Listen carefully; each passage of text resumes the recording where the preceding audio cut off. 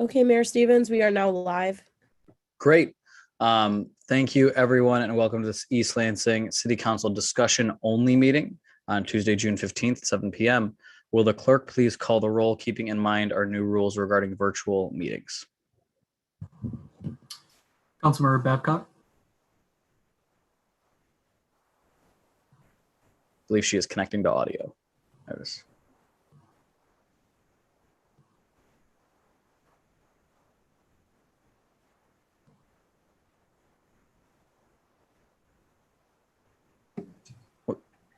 Councilmember Babcock. You are muted.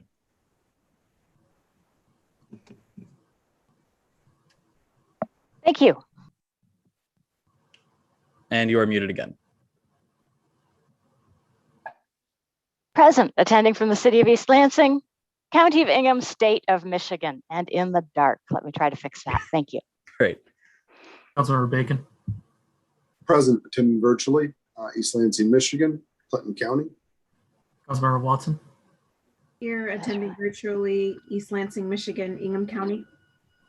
Mayor Pro Tem Gregg. Here, attending virtually from East Lansing, Ingham County, Michigan. Mayor Stevens. President attending virtually from East Lansing, Michigan, Ingham County. All right, we are on to approval of the agenda. Is there a motion to approve the agenda as written? Motion to approve the agenda as written. Great. Is there a second? A second. Seconded by Councilmember Babcock, motion by Councilmember Bacon. Any discussion? All right, seeing none, all those in favor, please signify by saying aye. Aye. Aye. All those Aye. opposed, same sign. Great, that passes unanimously. We are now on to communications from the audience. Audience members and attendees that have called in, you will have 5 minutes to speak to the council. We're going to call on your name and or the number that you called in on, the last 3 digits. You'll have 5 minutes to speak and any topic to the council. Emily, would you mind calling or letting in the first caller? Caller with the phone number ending in 886, you are now permitted to address council.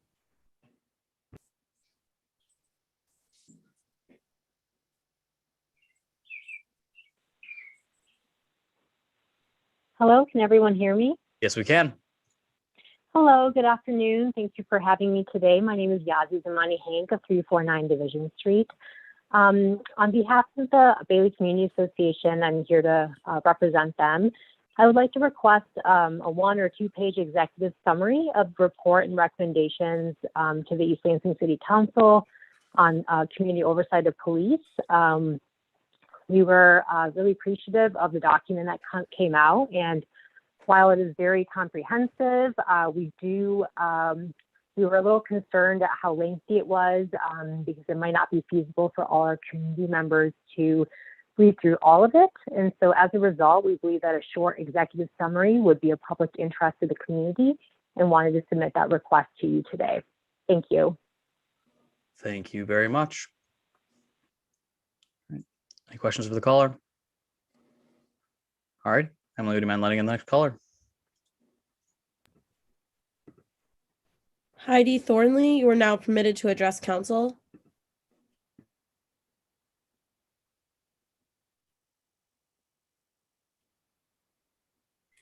Hello, I'm sorry. I submitted something in writing. Did you receive that? Yes, I believe so. Okay, then I don't wish to read it out loud unless you really want me to. We can appreciate that. Thank you for your written comment. Thank you.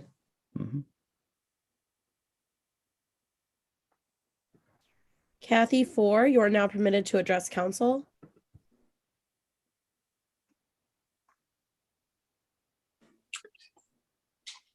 Hello, I, like Heidi, wrote a letter to the council in favor of the Police Oversight Committee, and I hope you will read it and take it into consideration, but I don't care to read it in front of the group. Thank you.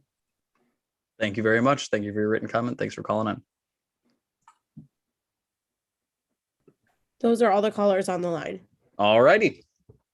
We will move on now to communication from council members. I will start with Mayor Pro Tem. Thanks, Aaron. I'm a little flustered. Sorry, I had a last minute venue change. My home internet was out and I had to dash to the store. So my notes are not in order. I'm sure everyone is super surprised. I wanted to just, obviously we only have one item on our agenda tonight and it's a significantly important one. This is our first chance to really discuss the recommendations from the study committee regarding police oversight. I think we've seen a lot of interest in our community about this kind of accountability and transparency within our police department and the way that we police our citizens. So I'm really excited and privileged to be part of a body that is about to take this step. Looking forward for the chance to discuss it with my colleagues. And I think that, I feel like we're having a little moment of history making here and it's pretty exciting to be part of it. Very well put. I will go to Councilmember Watson.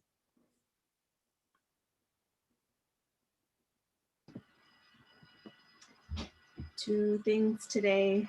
Just want to say thank you to the study committee for all of your hard work and all of your input. And thank you to the public who have offered feedback as well and written in and called in. It's nice to hear what other folks' thoughts are and to take it all into consideration as we make this great step to the Police Oversight Committee. And second, just wanted to say happy Juneteenth. Juneteenth is going to be on Saturday. And if I had my way ahead of time, I would make it so our city could celebrate like we celebrate for Independence Day. Independence Day was the year 1776. Our Emancipation Day was the year 1865. And so it took quite a bit, but we got there and it's exciting to see the celebrations that are happening, the acknowledgements that are happening across the nation in our city for Juneteenth. So happy Juneteenth, everybody. Thank you, Councilmember Watson. Councilmember Bacon. Yep, just a couple things. First, I want to speak specifically to the Pinecrest celebration, the second annual celebration of Juneteenth, sponsored by the Pinecrest Neighborhood Association. This will begin at 2 p.m. on Saturday with a solidarity march beginning at Crown Boulevard in Harrison. At 3 p.m. we'll begin a section of performances, an open mic at Harry Fine Park at Crown and Winchester. And I think it's going to be a good outing. I will be there to participate. It looks amazing. I'm really proud of the Pinecrest neighborhood for taking this position and advancing it. And along with Councilperson Watson, I really do appreciate and the gravity of Juneteenth is not lost on me. And I think it really should be celebrated. And I like that it's a growing celebration here in the North, like it has been for a long time in the South. And looking forward to celebrating with the neighborhood. Secondly, I want to give kudos and congratulations to two East Lansing students. One at University of Florida, Taylor Banson. Another at Arizona State University, Ken Trey Patterson.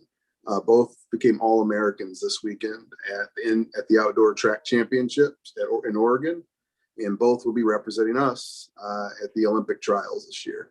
That's an incredible accomplishment from such a small community, having two potential Olympians and just two incredible kids and families, right from our small community. Amazing.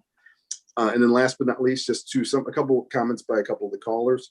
Just understanding that written communication is communication.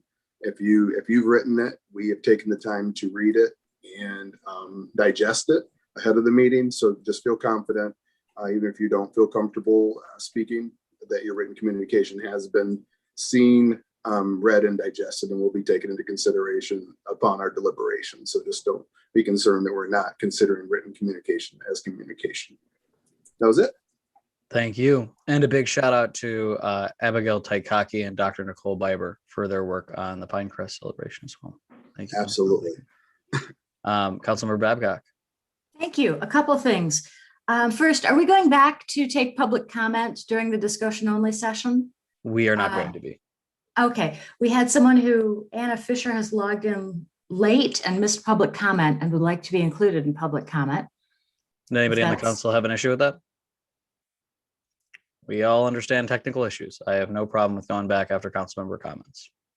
Okay, the next thing would be, happily, I was cleared to volunteer at the Juneteenth legal clinic where we will be expunging convictions with the caveat that I not do any that affect East Lansing. And believe me, there are plenty of expungements to be done, and I'm sure that won't be a problem. So I'm going to put out a plug one last time to any attorneys or people who know attorneys who happen to be watching this. Great program put on by Legal Services of South Central Michigan, our local legal aid agency. And if you don't have current malpractice insurance, or if you don't do criminal law, don't worry about it. They'll have you covered. They will cover insurance for this. And they will also, I'm sure, have a checklist and other attorneys you can advise. A couple hours on a Saturday morning, and it sort of makes that law degree do what you hoped it would do when you graduated.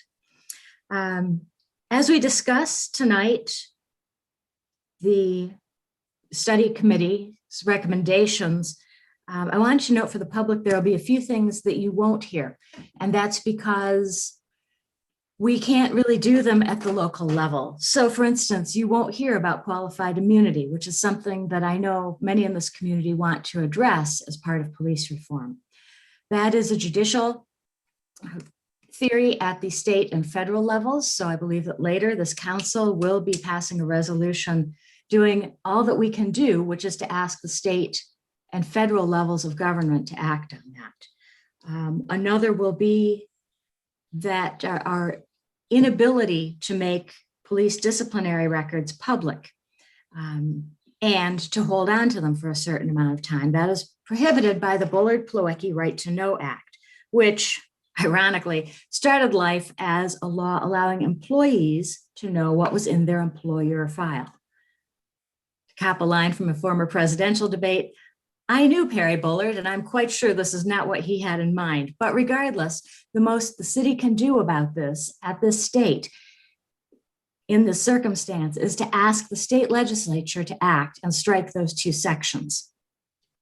Lastly, and perhaps our biggest hurdle to the kind of policing reform that we have heard from the public and that many of us on this council very much want is PA 312, which is a state law that allows what other communities are doing to veto what we want to do by way of binding arbitration in the union negotiation process. We have not forgotten these requests. That was somewhat beyond the scope of the study committee and is not something we can fix immediately, but I guarantee you we will do that. However, I would like most of tonight to be about the study committee and its remarkable work. So I will turn it back over. Thank you. Thank you, Councilmember Babcock. And just a very, very brief clarification that I know that Councilmember Babcock intended is if we are going to pass a resolution in the future, it'll be something that's discussed in the council table, not something that we've discussed previously and intended to. But I think I understood exactly what you're getting at. Yep. All righty. I have a few comments tonight as it relates to obviously our one item on the agenda today, but a couple other things. So I'd like to get us to the point where we are passing a Juneteenth resolution next week, honoring the day and recognizing it within the city of East Lansing. I'd ask the city manager to maybe work with our DEI director to do so. If we can have that done. Obviously today is a discussion only meeting, so we're not passing things on this agenda, but I do think that would be significant for us to do something at least next week and honoring that day. I'd like to thank a very quick response from DPW as well as a couple of our police folks when a significant windstorm picked up in downtown and it literally picked up our tables. And, myself and a few interns were down there basically holding on for dear life. And I very much appreciate people with a lot more technical knowledge on how to handle that situation coming in and addressing it. That just kind of gets me into my bigger point of where we are in terms of downtown and in terms of East Lansing. And I was having a conversation with a few folks in the area that have been around here for a long time that live in our region and, are fairly prominent names, and they were talking to me about how East Lansing looks a little bit different than it was when they remembered. And I just want to talk about the significance of that. Is we have come a very long way. When I was first elected to this council, we had many businesses closing. We had vacancies that we couldn't fill. And we really didn't have what we wanted to see in our downtown. I thought it was a pipe dream at some point to see people working in the downtown. Now that might become a reality.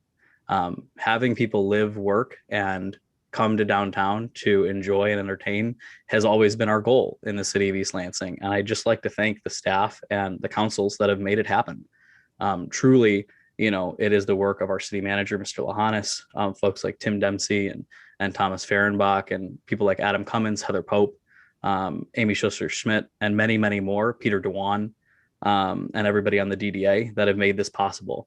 And as I was looking out in our downtown, at families having ice cream out in outdoor seating and restaurants extending out into the street and business owners calling me throughout the week with new ideas, I just like to say, this is a beautiful thing.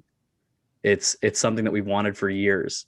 And I think this is the summer, and I've said this time and time again, but this is the summer to go all out. This is the summer to try things and do things that might not work, but we're going to do it anyway, because we need to support our businesses right now more than ever. And this is more anecdotal than anything else, but I've seen a lot more Snapchat stories of people my age hanging out in downtown East Lansing than I did last year and the year before that, which is a really, really cool thing to see. So I'm proud of all the work that's happened. And truthfully, as later in the month, I go have a drink on top of the rooftop bar in East Lansing and look out at some of the development and housing projects we've seen and maybe break ground on an MSU FCU office building, I'm going to be even more prouder. So thank you for all that work. As we move into our study on the report and recommendations, again, just to thank you to that council, I'm going to talk a little bit more about my thoughts on the recommendation when we get to that item. All righty. I will really quickly circle back if the caller came in and wanted to make public comment. Very respectful of folks that have technology issues before.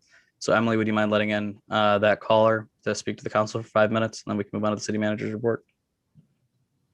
Caller with the phone number ending in 971, you are now permitted to address council.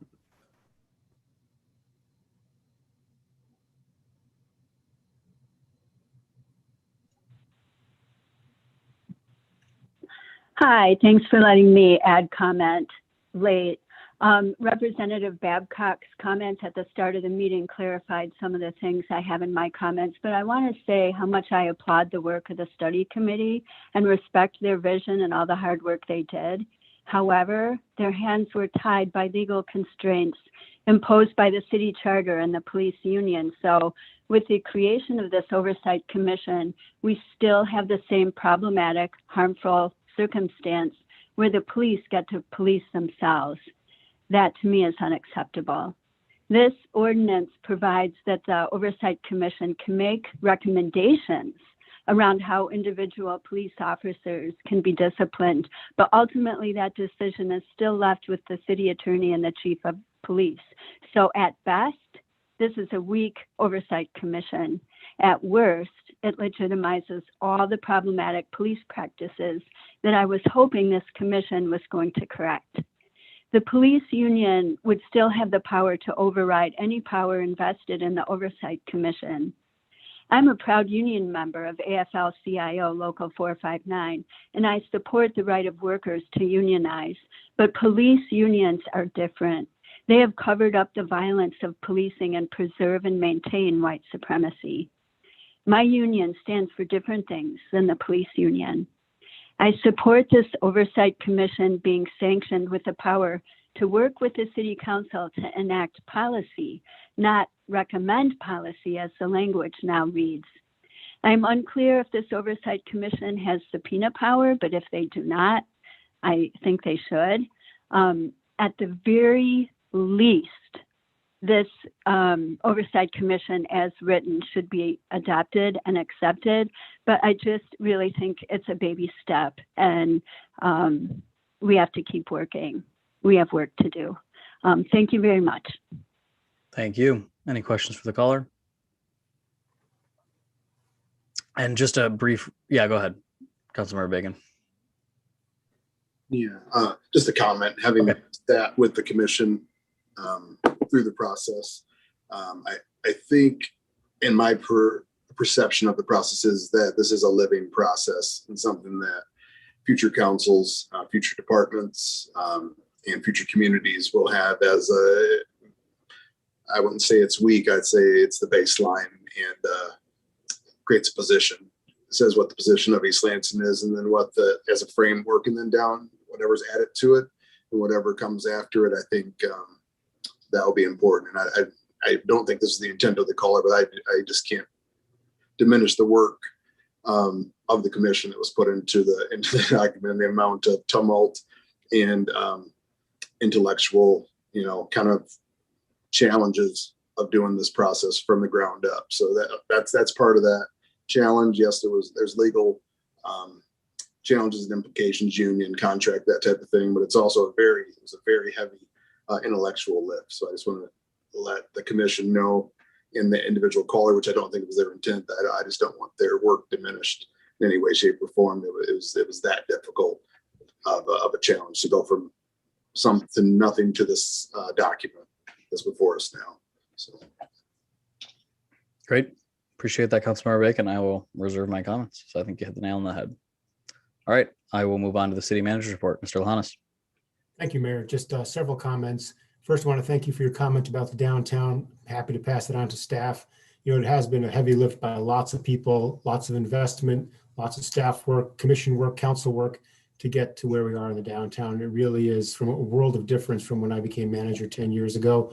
It's so vibrant and active, and it really is a great place to celebrate and sort of see the hopeful nearing the end or the conclusion of COVID, hopefully, and have a great summer downtown outside celebrating sort of safely and supporting the downtown. So thanks for the comments, appreciate that. I also wanted to have a brief statement on Juneteenth. On Saturday, June 19th, the nation will recognize the 156th anniversary of Juneteenth, which honors the end to slavery in the United States and is considered the longest running African-American holiday. We acknowledge Juneteenth as a significant event in our American history and as a city organization, and remain committed to continuing our work to be more inclusive, equitable, and anti-racist city that values and appreciates and affirms the lived experiences of all human beings. Juneteenth, which is short for June 19th, marks the day when federal troops arrived in Galveston, Texas in 1865 to take control of the state and ensure that all enslaved people be freed. The troops' arrival came a full 2.5 years after the signing of the Emancipation Proclamation. So as was mentioned, there are a couple of celebrations, and one of them is a Pinecrest celebration this Saturday. So wishing everyone a happy Juneteenth. I also wanted to mention, as we go on to the next item, that we have city attorneys Laura Genovich and Gary Sachetel available to assist council. Just if you have any questions, they have no presentation, but if you have any questions in regards to general ordinance questions, general city government questions, Laura Genovich is here. And if it goes heavy into the labor area, personnel side, we have Gary Sachetel here from Keller Toma. So just here as a resource or assistance to you, and of course, staff and myself as well. So with that, thank you. Appreciate the opportunity. Thank you, sir. All righty, we are on to our first discussion item tonight, 6.1. I'm going to try and kick us off as much as possible. So today, we heard a presentation last week from our study committee that was extremely in-depth, and obviously the document followed suit. That went into data, reasons behind recommendations, and the recommendation itself on 3 different ordinances. We asked some questions at that meeting, but today is an opportunity. This is the only item on our agenda to ask important questions and also discuss as a council this important document. We have the resources available from our city attorney's office, our labor attorney, and I appreciate and thank the members of the study committee that were willing to be with us here today to continue to answer questions. We also have Chief Johnson and Deputy Chief Gonzalez available to answer questions as well. Everybody on the line has made a lot of effort in this time, and I appreciate all of the work and appreciate you guys being with us here today. This is going to be a council-led discussion, so I would ask that members who are here from different groups only chime in when there is a direct question from a member of council, or if you believe that context is needed to be added in a certain situation, please request to speak, and you're part of the meeting, so you can do so. But just to kind of keep it organized, this is going to be a council-led discussion with all these resources here. To start out, I wanted to talk about a couple of things. There's been a couple of suggestions in the public, and even a couple of worries from members of the study committee or other folks that we need to do a full rework of this ordinance and pass it along to staff and get something through our city attorney's office. I don't want to be doing that. I think that we need to respect the work of the study committee that put months and months of effort into this process. I had a brief conversation with our city attorney before, as well as the city manager. And what I believe is the best course of action is based on this discussion today, based on the questions that are asked. What we do is we have the city attorney run through the draft ordinance, make sure that everything is in place in the right ways, that it has the right, whether it's section numbers or refers to the right part of city code, it is put into that form. And then there are suggested amendments if needed by our city attorney's office that give us the reason behind the opinion. So that way we can go as a council line by line and either make a decision on that amendment or not, but we are still completely respecting the work of the study committee that has been done. And we make sure that we are respecting that document that has been so many hours put in. So I believe after this discussion, we're going to have a little bit more insight into that. But I will open it up. I have a number of different things that I want to talk about, but I see a hand raised, so I will hand it over to Councilmember Watson. Go ahead. Thank you. I just wanted to ask everyone if you are referencing a page and you can see the page and let me know and let folks know what page you're looking at, that would be really helpful. I'm a visual learner, and so being able to follow along and read things or see things is really helpful for me. And I know that I'm not alone, and this is a lengthy, it's a lengthy report. So just whenever you can, please reference the pages. Great. Appreciate that, Councilmember Watson. All righty. I have a number of different things that I've written down here that I am more than willing to go through, but I'm happy to open it up to the council beforehand. All righty, I will kick us off. So overall, I thought this presentation was excellent. I thought the work that went in, the data behind it was excellent. I just want to appreciate, obviously, that as many times as I can, and you'll probably hear me say it many, many times more. There were a couple of things that I asked at last week's meeting that, I think they might be potential edits, or it's logistic questions that staff might have some input on, which is kind of why I wanted to lay out the framework that we really want to see the ordinance that the study committee drafted, and then with possible suggested amendments, right? So that way we are maintaining and respecting the work that was done while still having that input available to us. I have a couple of things that I wanted to bring up that I think are important to do. So the first one that I wanted to bring up is in section 33, and Councilmember Watson, I am going to be looking for the page right now just to make sure. Let's go page 197 out of 250. It is also page 33, I believe, on the draft ordinance that has comments on it. This is referring to mediation of disciplinary complaints. So I had a couple of concerns about this, or not necessarily concerns, but more things that I thought needed to be clarified.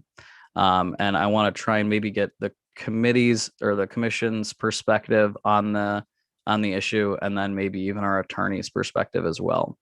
So facilitation of mediation and a disciplinary complaint, after reading through what Albany had, understanding that this is more meant as an option, I kind of wanted to know the timing of this.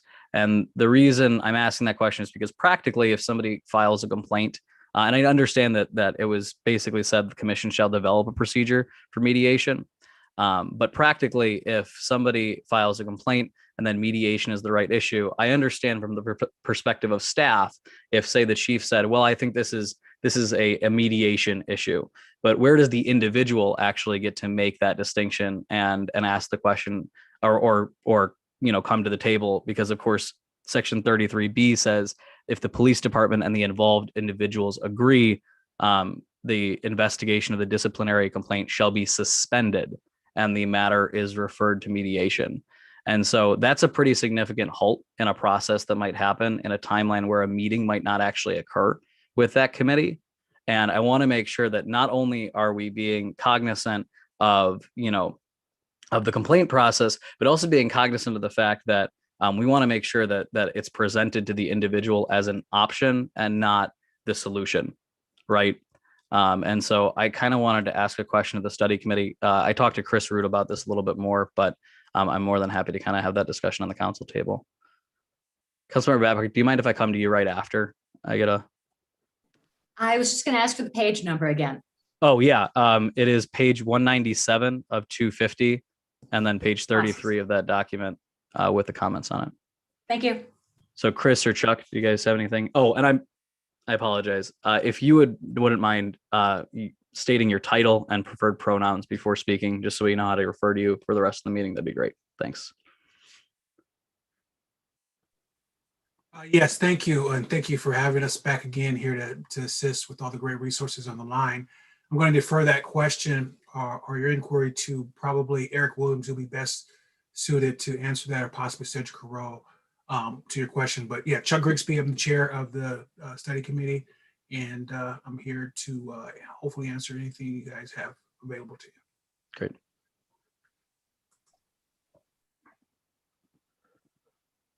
Can you hear me? Yes, we can. This is Eric Williams, and you can refer to me in the third person as he. I don't do mediation, but I know there are people that do that regularly in Ingham County. And I know there's a protocol for mediation. And what Mr. Stevens is talking about is probably covered by the mediation protocol. So nobody is forced into mediation. It's not arbitration or anything like that.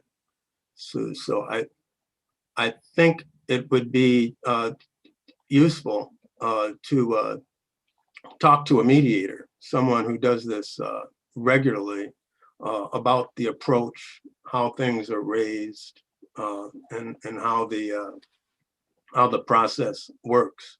We on the study committee didn't have a resource like that, but it is definitely not the case that anybody is going to be strong-armed into mediation. It's not something that a police chief decides you're going to be mediated. So the officer involved wouldn't be pressured, the citizen wouldn't be pressured. But there's a whole, there's a whole process for mediation, and the mediators are more familiar with that than any of us. Okay. I guess my concern with it really is just that since mediation is offered as an alternative to the typical approach for a complaint process, that defining when that mediation would occur and when the individual's right to basically request or refuse that might need to be important in that definition, even if we're not defining the actual procedure for the mediation right here, right now.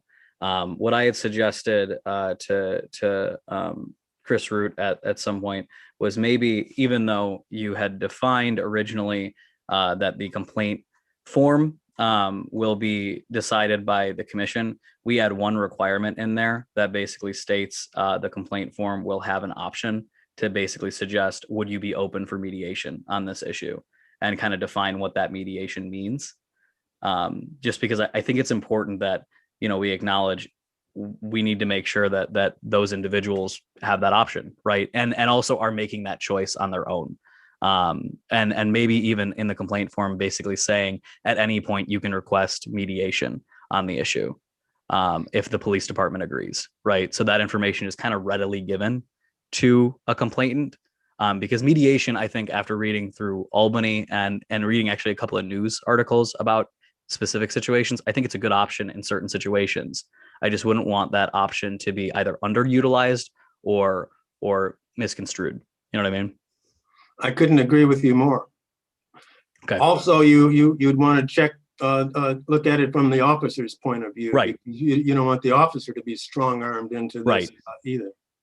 Right. But- And exactly, and that's kind of exactly my concern is the internal conversations on the staff side and the police side might be able to happen fairly frequently, but a complainant might be, they make that complaint and they, it goes somewhere, right? And they expect that it's going to be a certain way, and so I just want to make sure that that's kind of defined at least in the beginning of the process.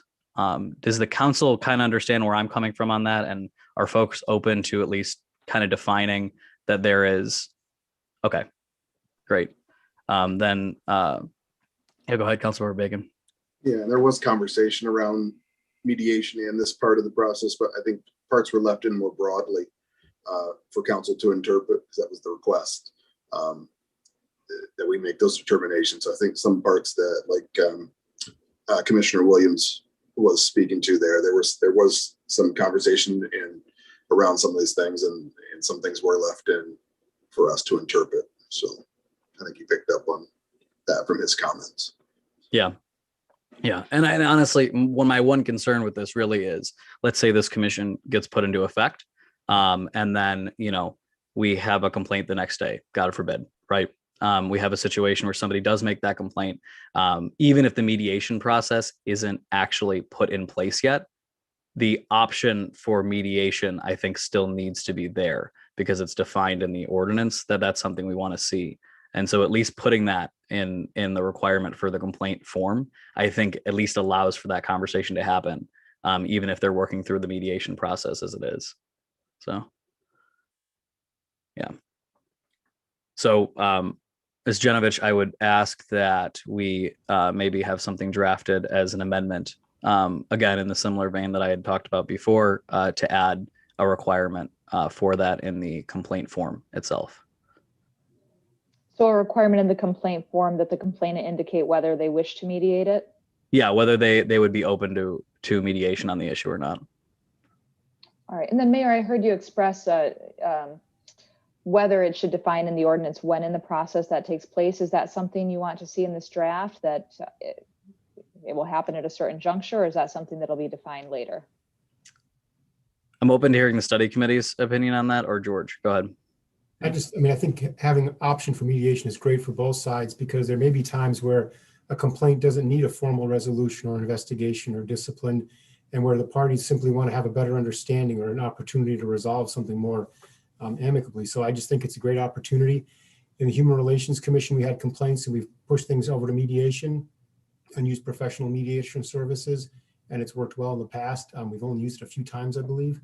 But I think that depending on how soon you're into the process, it may be beneficial to be able to do it at any time, but before a formal investigation, before things formalize, sometimes it's useful. And I think that having some flexibility in when you could do that would be useful, because like I said, I think it's just great to be able to have an opportunity for people to talk and resolve something.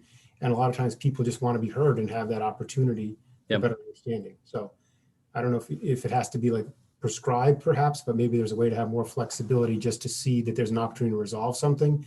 And then you recommend or try to see if both parties want to mediate.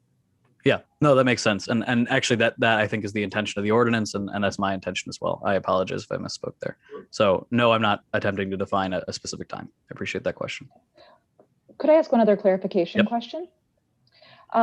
Does this apply only to complaints that are made with the commission, or to all complaints that are filed with the police department? That is a very good question. Does any member of the study committee want to chime in on that? If there was an intention behind it, or if not, I'm more than happy to speak to my thoughts. Go ahead, Mr. Williams. I think it was designed to apply to all complaints where there is a citizen involved.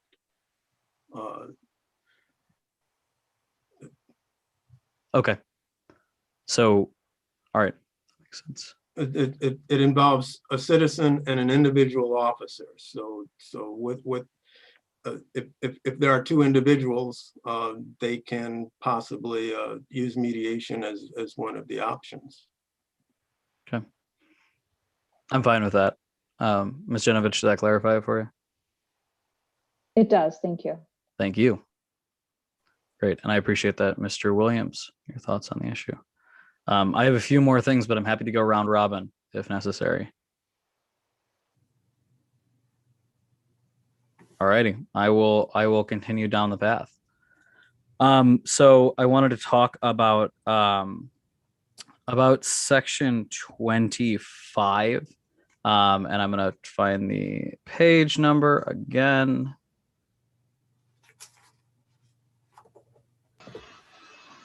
Here, I have it. Do you want me to say it? I can say it aloud. Yeah, please go ahead. It's page 28 or it's page 192 of 250. Great.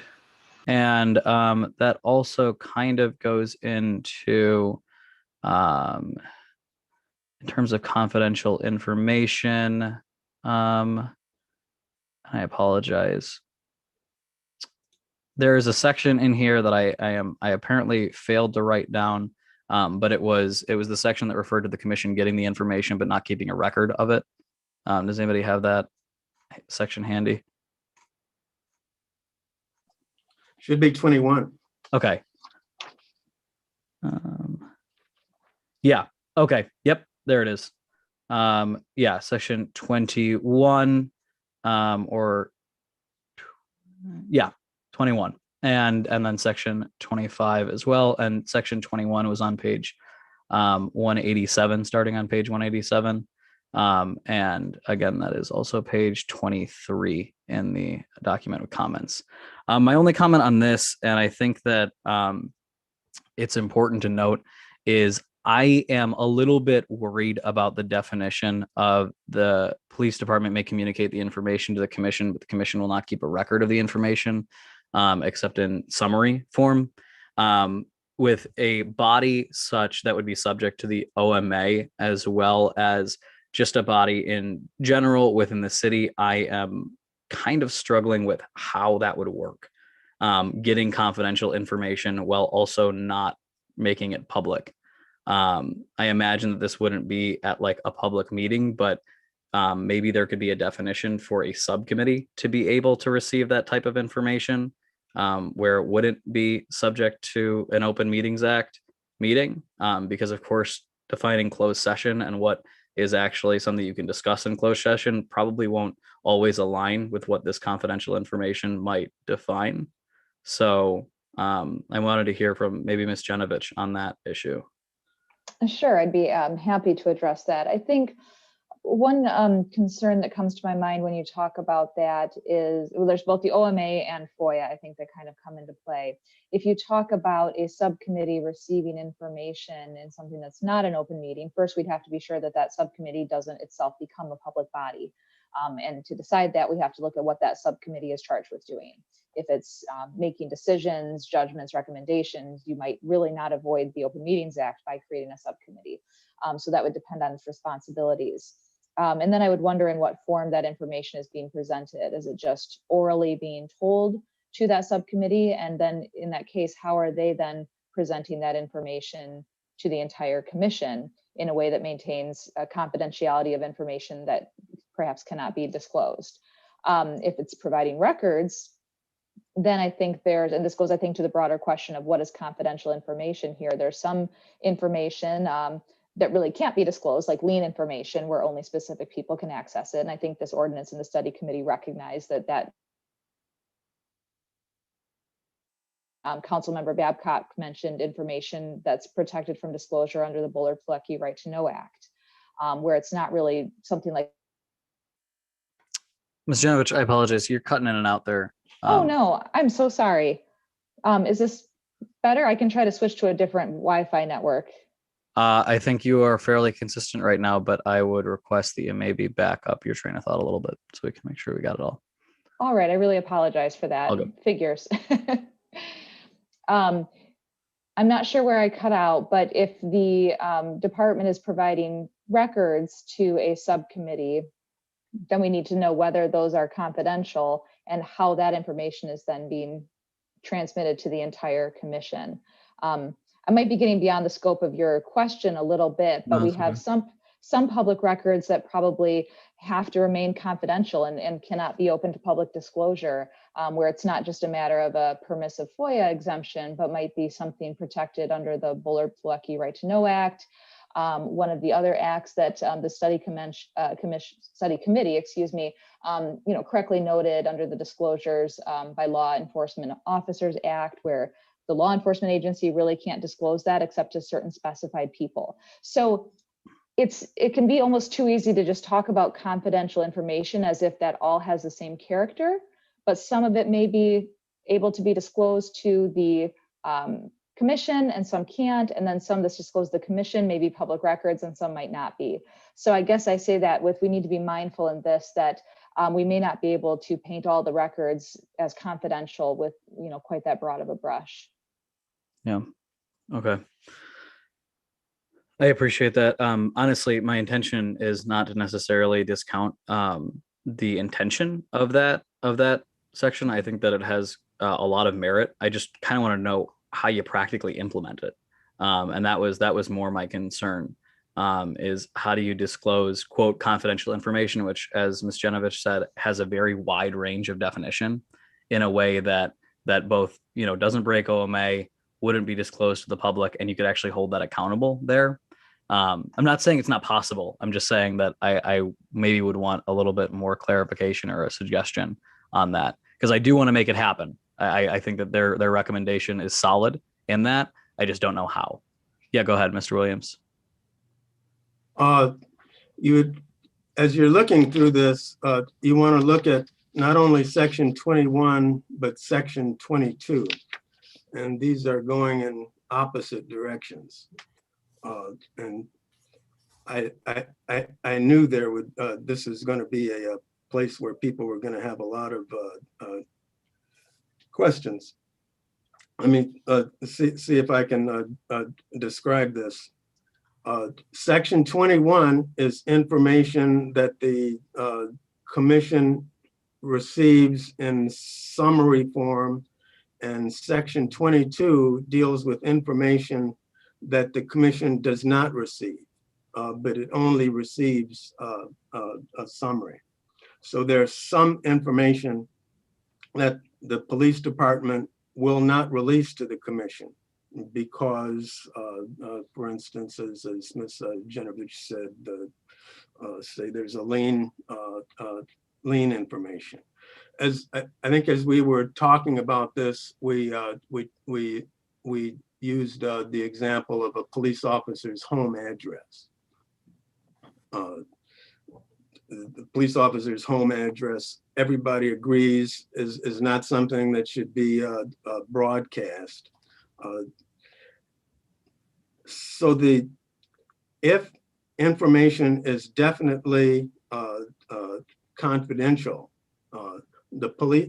section 22 applies. That's where the police department will describe the information, basically saying what we're not releasing, and give a description, and that is given to the commission so that the commission knows what it's not getting. We're not giving you the home address of the police officer. That's what we're holding back. Section 21 describes information that the police department is willing to share with the commission, but does not want it released to the public. And so sections 21 and 22 allow the commission and the police department to engage in negotiations about information about which there is some concern about releasing it, either to the commission or to the public.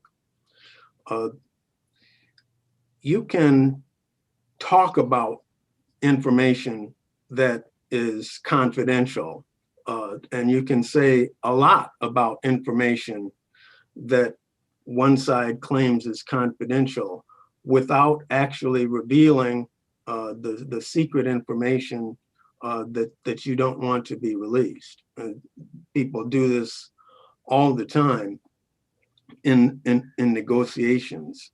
And if you look at section B of section 21, and it's probably section B of section 22, that describes the conversations that we're going to, that we're contemplating in the ordinance about information that is sensitive. You can talk about the source of the information. You can talk about the authors of the information, the dates that it was produced and so forth. And you can describe the information as detailed as possible without revealing the privileged content. So, and after doing so, one can develop a summary of what is not being released. Okay. Go ahead, ask me a question so that I can get an idea of where your uncertainty lies, and perhaps I can. Mayor Pro Tem raised your hand. I'll go to her, but then I will follow up with you. Yep. Yeah, my question was actually for Ms. Denovich. Can you just briefly summarize to us the acceptable reasons for a committee or public body to go into closed session? Certainly, there is a list, so I hope you don't mind if I pull up the list. But generally, and let me kind of cut to the chase on that. The police department sharing that information with the commission probably isn't going to fall within one of those exceptions. You obviously have attorney, now let me take that back. To the extent you're discussing information that's exempt from disclosure by statute, there is a basis for going into closed session, and that's how we go into closed session for written privileged attorney-client legal opinions. There's also pending litigation, which likely would not be the case here. Things like sale of real estate and other things like that that clearly do not apply. Let me just pull up the full statute. So you've got negotiation of collective bargaining agreements not going to apply. Certain types of, to consider the dismissal, suspension, or discipline of a public officer or employee if the named person requests a closed hearing. And if they don't, then there's not a basis for that, and that person can withdraw that request at any time. But I guess I don't think that would apply here if you have the commission meeting with the police department, because the commission ultimately, as I understand it from the draft ordinance and in light of collective bargaining agreements and such, the commission is not issuing discipline or dismissing an officer. So I don't think that that would apply. It is MCL 15.268H that allows a public body to go into closed session to consider material exempt from discussion or disclosure by state or federal statute. So if you had one of those categories where it is actually exempt, not just sensitive or things like that, then depending on the nature of that, which we'd have to determine on a case-by-case basis, there could be grounds for going into closed session. Okay, so there is kind of a very narrow wedge where it would be possible for the full Oversight Commission to talk about certain things. I guess my concern, I share Mayor Stevens' concerns in that if something, I mean, we're talking about a public body. As of right now, all of our meetings are recorded and archived on YouTube. So just not having a paper record of something confidential certainly doesn't preclude it from remaining in the public sphere. So my fear is that essentially we wouldn't have any communication that fell under section 22 or section 21, and all of it would be falling under section 22, except for the very narrow amount of things that could possibly be covered in a closed session. Because really, as soon as that information is communicated to the public body, it would no longer be confidential. So that is a, and again, I'm, similar to Mayor Stevens, I'm trying to figure out a workaround for this, not trying to, take it out. I do see the sense in having the commission have the most complete information that they possibly can, because that's going to be an important part of them being able to do their job. I'm just afraid I'm just The like, logistic of receiving the that logistics information, are a little right? baffling. Yeah. Happy to hear other people's thoughts on it because I don't have a great workaround for it. Yeah, go ahead, city manager. I was just wondering if city attorney has any recommendations that she could offer on what a reasonable way of, what would they recommend? Because this is a purpose that cities across the country are using. So how is it being done? What level of information? How are they watching video? How are they, how are you getting around this in a legal way where they can do their purpose, but not, have things that really shouldn't be shown in the public shown? Or, I mean, maybe it's not a problem and I'm not, because having not experienced seeing what that looks like. But sure, I can weigh in on that, and I'll say public records laws vary from state to state, and those exemptions vary. So, what's applicable in other states might be different than our requirements here.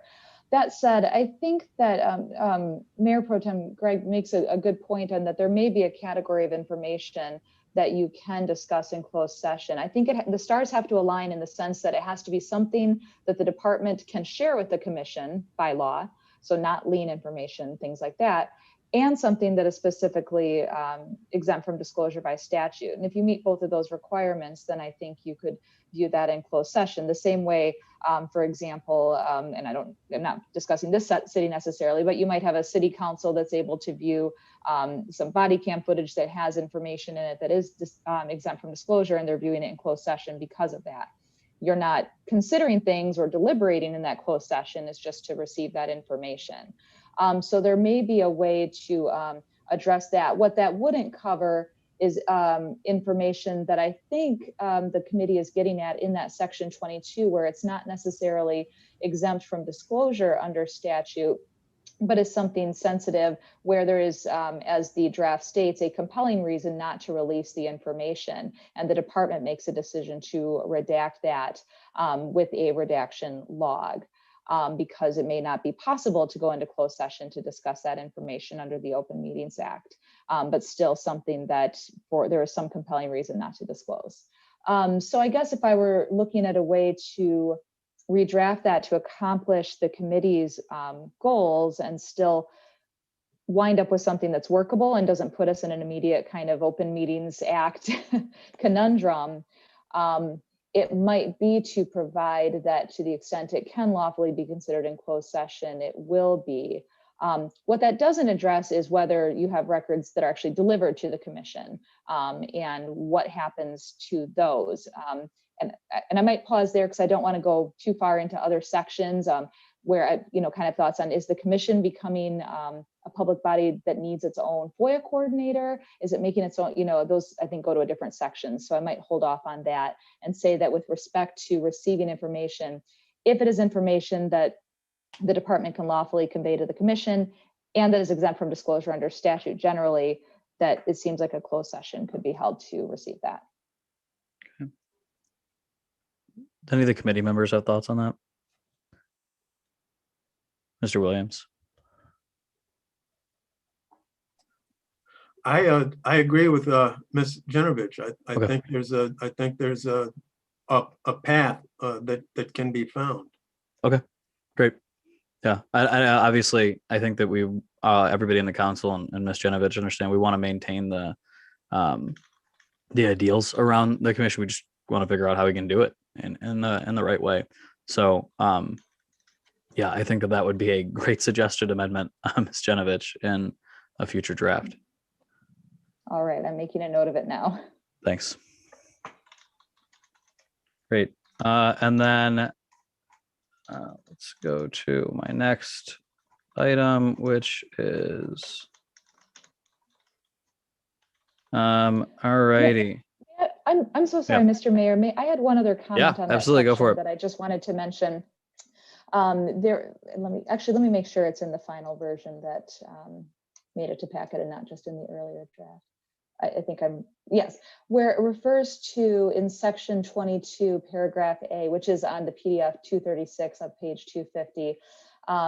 This relates to that information that the department redacts and creates the redaction log. It says the Oversight Commission may appeal such a refusal to the City Council.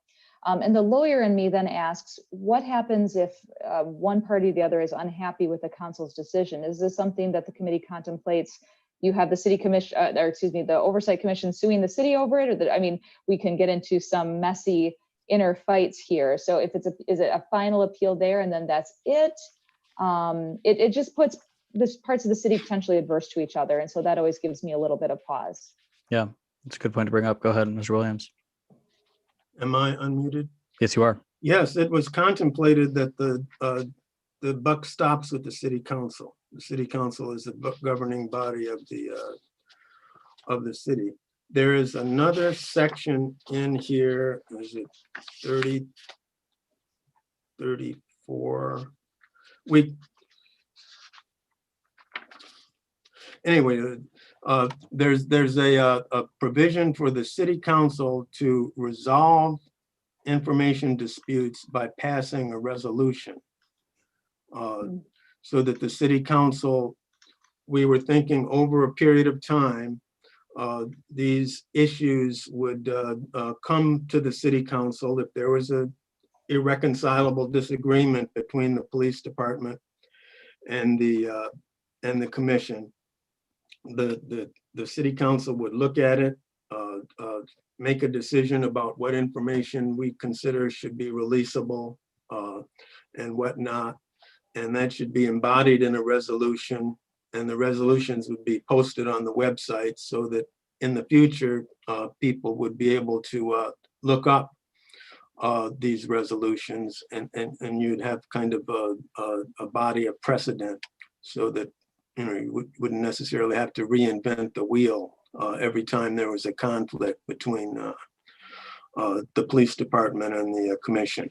But the city council is the last, is the ultimate decider. I can't imagine that the commission would sue the city. It just doesn't make any sense. If I may, Mr. Mayor, I agree. I have actually elsewhere in the state had a city planning commission sue the city council, so anything is possible.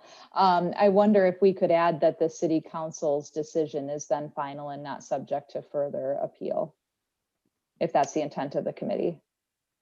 Sure. Yeah, if that's the intent of the committee, I'm more than happy to add that so it's clarified. That's the intent of the committee. Great. Thank you. Thank you. All righty.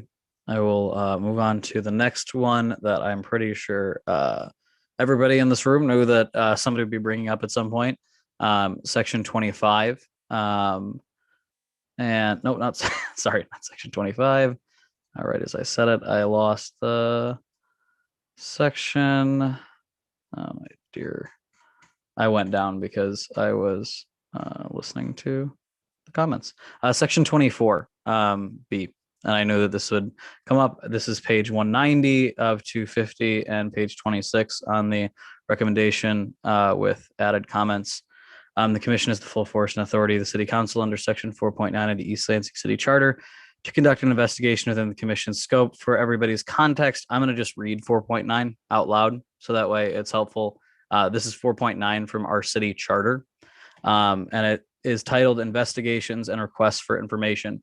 The council or any council member may request information of any employee or officer of the city regarding the conduct of any department, office, or officer of the city. The council may make investigations as to municipal affairs, and for that purpose may subpoena witnesses, administer oaths, and compel the production of books, papers, and other evidence. Failure on the part of any officer of the city to obey the subpoena or to produce books, papers, and other evidence pursuant to the subpoena shall constitute misconduct in office. If the failure is on the part of any city employee, it shall constitute a misdemeanor. And so this section would give the full force and authority of that to a non-elected body, which I think is significant enough that we need to talk about it. And I don't know, I saw Mr. Williams, you and Kathy Boyle as well, address this a little bit after comments from the attorney that believed that we could actually delegate this issue. I believe our attorneys have another opinion on that. I do think it's something that we should talk about as a council, as that's a pretty significant, it's a pretty significant piece of policy right there. And so I'm interested to hear council members, what your thoughts on that section are.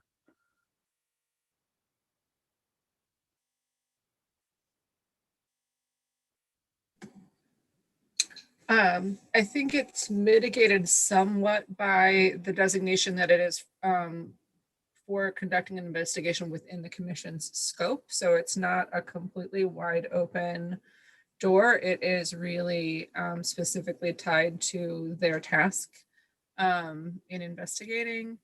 I wonder, I think as it's written under the charter, it's, I don't know. I wonder if there's a way that we can define it a little bit more specifically. I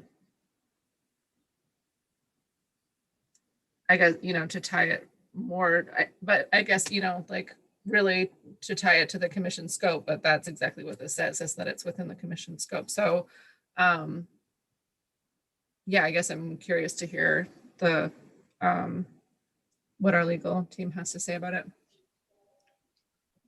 Sure, Mayor, would you like me to jump in Sure. here? Go ahead. Sure. I appreciate where the committee is going with this. We just want to, of course, be mindful of the charter, which I read and which the mayor just read out loud, to vest that authority in the council. I took a look at Michigan law to see what courts have held regarding city subpoena powers. There's not a ton out there, but there is a case from 1985. It's a published decision, so it has precedential value, that at least found that a home rule city can provide for a subpoena power in its charter. And it kind of had to stretch to reach that because the Home Rule City Act doesn't even specifically say that you can do that. But it found by analogy, because fourth class cities had that subpoena power and counties and some others, that it would be implied for cities. But that dealt with putting it in the charter. So to me, that leads us to that subpoena power needs to be in the charter. So if we're looking for a way for the commission to do that, I think there is a way to do it. And I guess I can use an analogy. If the city council were going to use its investigation power, it's probably going to use other people to do that, in the sense that the council members personally are probably not going to be doing the entire investigation. They would likely use the city attorney's office, they would use city staff and things like that, but they would retain control over that investigation, and they would approve the issuance of subpoenas. I think that to comply with the charter, that's what this provision would need to look like, that it is ultimately the city council still exercising its authority, but with the assistance of the commission. I realize that may not be exactly how the city or the committee want that to unfold, because it puts the control with the council rather than with the commission entirely. However, that is how your charter is written. And to Mayor Stevens' point, it puts that authority with the elected officials. So I would be most comfortable if the council retained that subpoena power and other investigative authority, even if it used the commission to actually do the investigation. Okay, and I want to make sure that the committee gets an opportunity to speak on the issue too. I'll go to Councilmember Bacon first, but then I would want to go to committee members. So just to clarify, that power wouldn't sit with the commission full time. It would be like we would deputize them, so to speak, is the best way I can view it in my mind. And then outside of the investigative times, that power will return to council.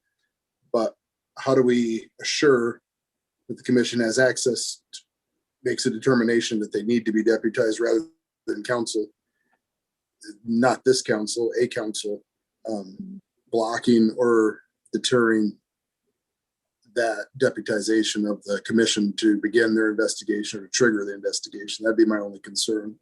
How does that, do they have control over, does that demand have to be met? Like whatever seated councilor can council deny that demand for those powers? I think it's a really great question. And I think the reality based on the charter is that that power vests with the council. So the council, not this council necessarily, but a future council would ultimately have the final say in whether subpoenas are issued and investigations are done under that section of the charter. I'm going to open it up to committee members' thoughts before I go to Councilmember Babcock, which I will go to right now, right after.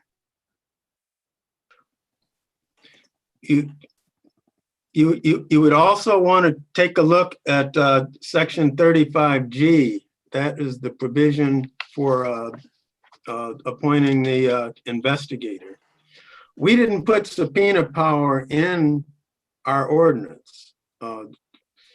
The solutions, the procedures that we invoked in the ordinance are described in sections 25 and 35G. And 35G is in the complaint area. If I can read that, if you don't mind, it's a paragraph. I'm fine without the reading, but I do Okay. want to note that it is on All right. page 200. Yeah. It's the commission, if it has a irreconcilable disagreement with the police department concerning a recommendation that's arising out of a complaint, can come to city council and ask for city council to appoint an investigator. Okay. The investigator then has as you described, the full power and authority to conduct an investigation. Okay.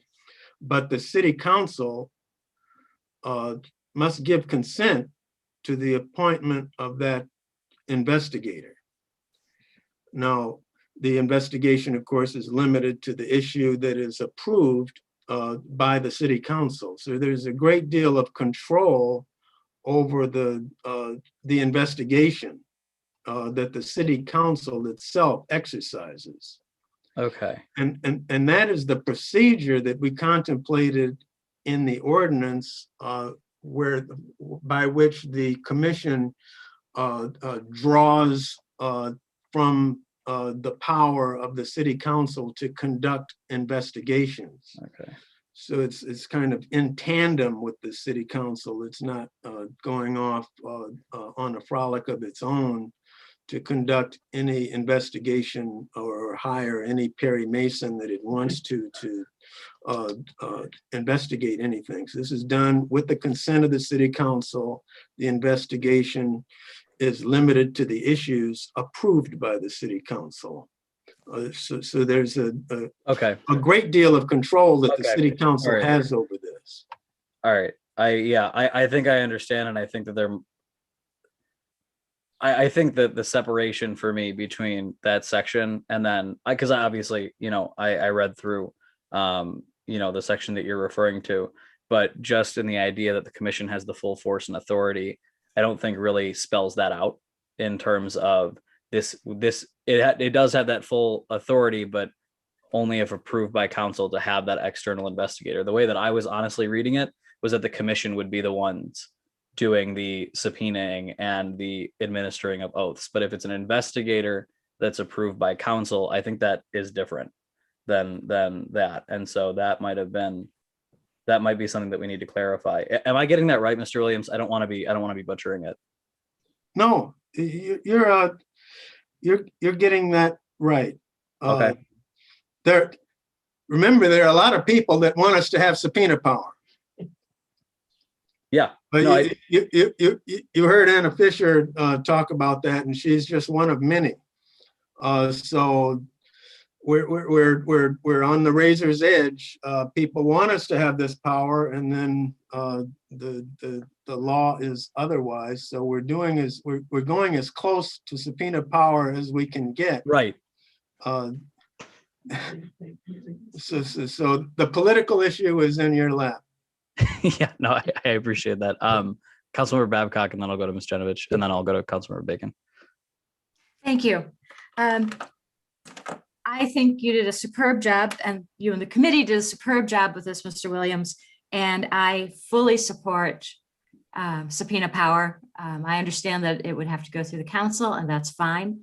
I am in the unique position of probably being the only council member who's ever filed a complaint against the police department, something that still makes milk bubble out the nose of anyone who's known me for more than 5 minutes. But it was a vexing and exhausting process. And I am thankful for the cooperation I got through Chief Johnson and the city manager, but I can understand how a commission tasked with this would want every tool available to it and how the public also wants every tool available to this commission. Balancing it through the city council, I think is an elegant solution, and I support it. Yeah, I agree. Yeah, Ms. Genovich and then Councilmember Bacon. Sure. I agree that Section 35G has those appropriate parameters that I think comply with the charter, and sounds like that's the process that the committee intended. So with that being the case, then I wonder if 24B can be removed, which really doesn't fall necessarily under, I guess, cooperation anyway, since we have the more detailed process in 35G. But obviously that's up to the city. But I agree with you, Mayor, that you can read 24B very broadly because 4.9 does include that subpoena power and all of the other attendant powers.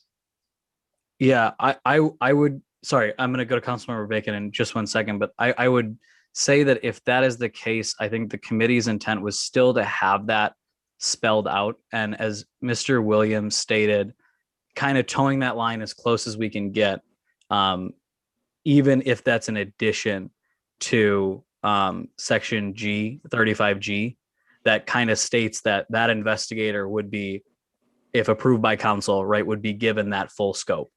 If the commission requests it, just so we make sure that I had read, that's how, I'm sorry to speak over you. That's how I read G. It says that the professional investigator shall have the full force and authority, of the city council. So you want to add a reference to Section 4.9 there in the chart. Yeah, I do. And it's just because I want to make sure that the commission's intentions are right there in it. Understood. Yeah. Chuck, I believe you're muted. No. There you are. You can hear me now. Yes. All I say is I really appreciate that. That's all I wanted to add to that comment. Great. Councilmember Bacon. This is for legal counsel. If, say, a different configuration of council was deciding not to endow or the commission with powers on a specific issue, what recourse then would we need to have for the commission to come back, push back on that, or is that issue done based on how we'd be writing this, that we are endowing them with the full power of the council to investigate if someone chose not to under a different configuration of council or something? I'm just trying to look for the worst case scenario. Yeah, well, and I think that limitation again comes from the charter, and we're just kind of constrained by the charter. So absent a charter amendment, which is obviously quite an involved process, I'm not sure you can divest the city council of that power. Nor would I think I'm looking more for or give dual power, perhaps, is a better way to put that, not divest the council. That would they need something in as a place of dissent, or is there a way, what would need to be in here if something like that clash happened? Is there any recourse remaining for the commission at that point in a worst case scenario? I'm not sure what we could provide, again, given that the charter ultimately says the city council has that power. So if they decide not to exercise that power, it's discretionary. So it's not like a mandatory obligation that the council must do it, and we can run to court and get a writ of mandamus requiring them to do it. They have the option to do it or not. And frankly, then the recourse may be on election day. Yeah, because what brought that to my mind was when you were speaking of like a DBA or something suing a council. That seems like one of those moments where that seems like that type of convergence right there. It was extremely unusual. It is the only time I have seen that. It ultimately, I mean, if I recall correctly, it's been several years, but the Planning Commission was not successful in trying to do what they were doing. That was very much the exception to the rule. We typically don't have bodies of the city suing other parts of the city. Once you know me better, you know I always prepare for the worst. It's really popular with my friends. My job as well, is to try to prepare for party trick. Yeah, every eventuality. So yeah. Thank you so much. Mr. Williams, go ahead. Section 9 is also important in our ordinance, and that's the free speech section. Right. The commission has the power of the bully pulpit. When they are thwarted, they can always go to the public, and they're protected in doing that. And also, there's nothing that would prevent the ACLU or somebody else allied to go to court if there was a litigiable issue. So people could go outside the city and get subpoena power from a court. That free speech, the ability of the commission to publish on its website reports, what happened to its recommendations, what happened to complaints, how complaints were resolved, all of that ability to go public with its dissent is an important part of the ordinance, aside from these little, legal nuances. And Absolutely, sir. No, I appreciate that, and I'd actually commend the effort at this point. I think you hit the nail on the head where you said we're trying to balance, right, and we're trying to do as much as we can with the limitations that we have, and maybe a future council talks about charter amendments and a vote of the people, but at the point that we're at right now, we as a council can't change that charter as it is. But I think this is a very elegant solution to accomplishing the goal of the committee while still maintaining the council discretion. So I think this is good, and I appreciate the adjective or the explanation of the intention. Go ahead, Councilmember Bacon. Yeah, I think through this process, the free speech component was key to my looking at this, just so there was allowable for dissent, just if there's no way to come to an agreement or to come to any kind of confluence on what should be agreed upon, and the commission is totally disagreeable, they're able to create their own dissent and say, this is what we believe should have occurred as a commission, and we are the dissenting with this decision or opinion or yada yada. And that protecting that at every step through here was probably the most important thing as I was walking through this process. So absolutely. All right, I kind of touched on a lot of the topics that I had. I still have some general concerns about budget, staff time, but I think those are more issues of learn as we go once the commission's in place. I think that we'll figure out in terms of staff time of getting information, staffing the actual committee itself. I talked a little bit about last week the process for actually appointing folks. I had a conversation with Councilmember Bacon about it, and I appreciate committee members' expertise on that. Keeping in mind that members of the study committee would still be obviously eligible to be on this committee. I just think it is very important that members of the study committee are at least involved in the process of who we appoint to this commission, as they were the ones that created the vision for it. And so I think that that's more of a conversation that happens when I'm going to say it when this ordinance passes. So those are kind of all the main concerns that I had at this point. I'm going to open it up to council members again. Go ahead, Councilmember Babcock, and then Councilmember Bacon. Thank you. Looking through this, page 186 of, well, my 262, but section 19, Brady lists. Perhaps Mr. Williams or someone else from the commission, perhaps Professor Hero or Ms. Root, could describe Brady lists and why that's significant.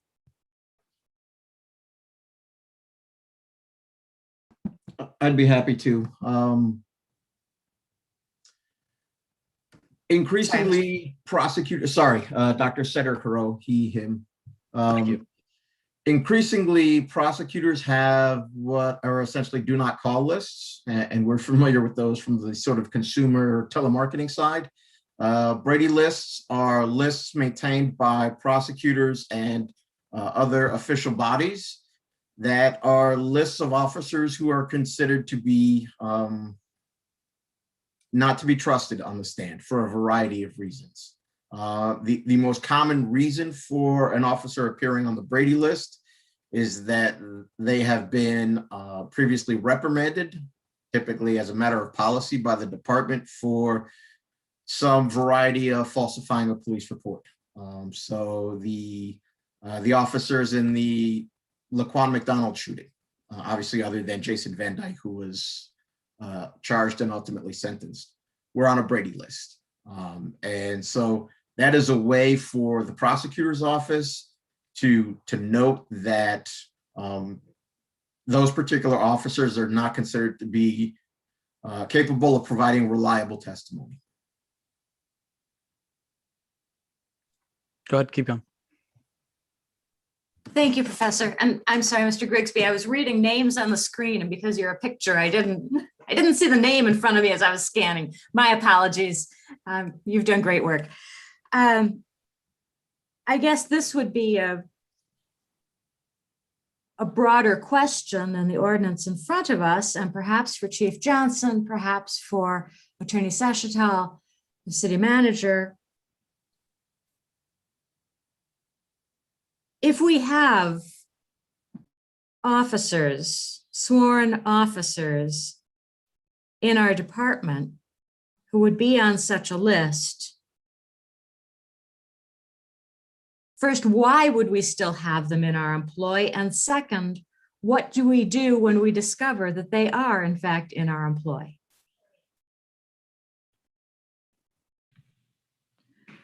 Well, I can answer. If we have an officer who can't testify because their peers don't consider them credible, it raises a lot of questions about, frankly, why they're there in that capacity at all.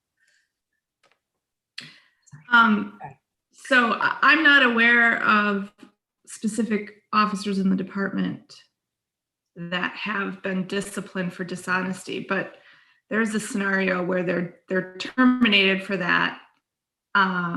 They file for arbitration and then they're reinstated because the arbitrator determines that termination was not the appropriate discipline for the offense. So that could be a scenario where an officer is on a Brady list or has been reprimanded or disciplined for dishonesty, but is still an employee of the department.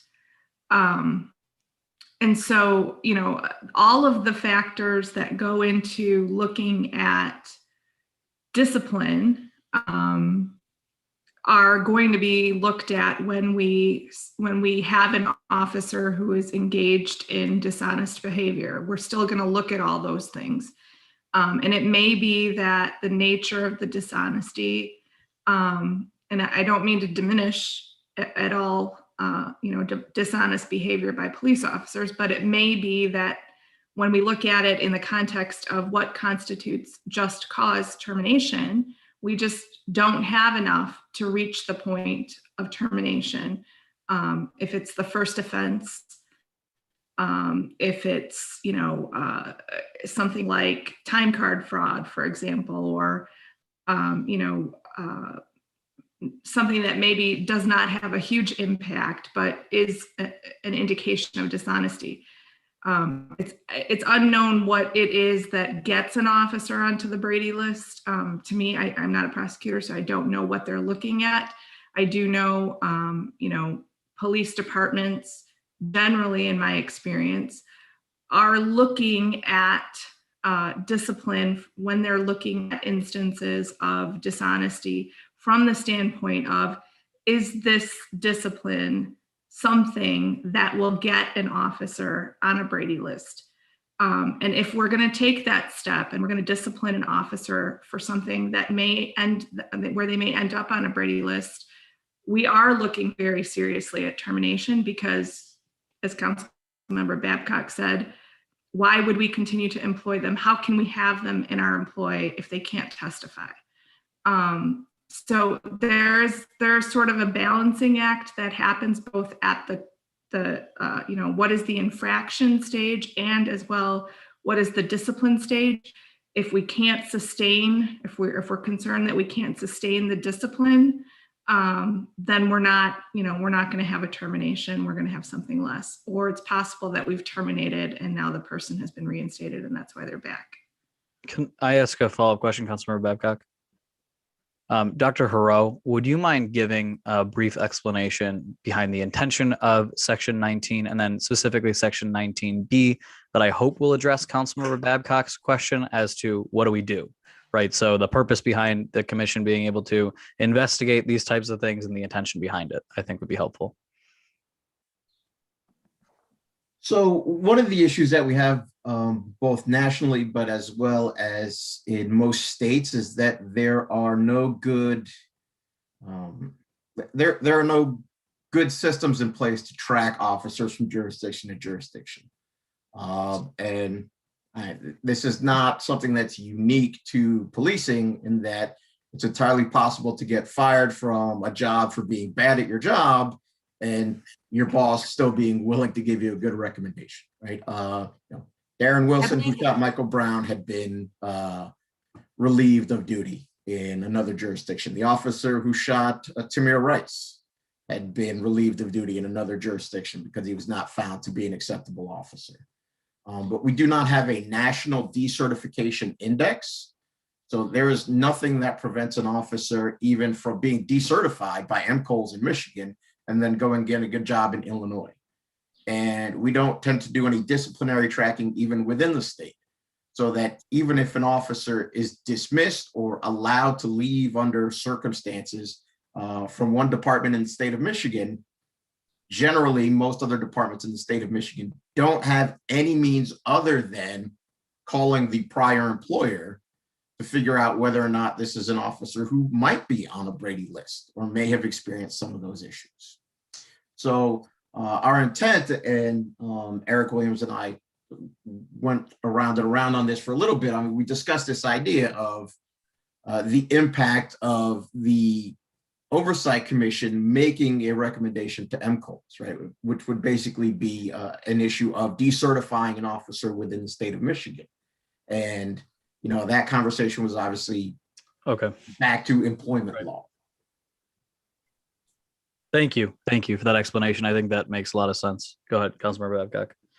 Just a side question. We can't think of anyone who might have been accused of that in the East Lansing Police Department. I'll leave it there. All righty.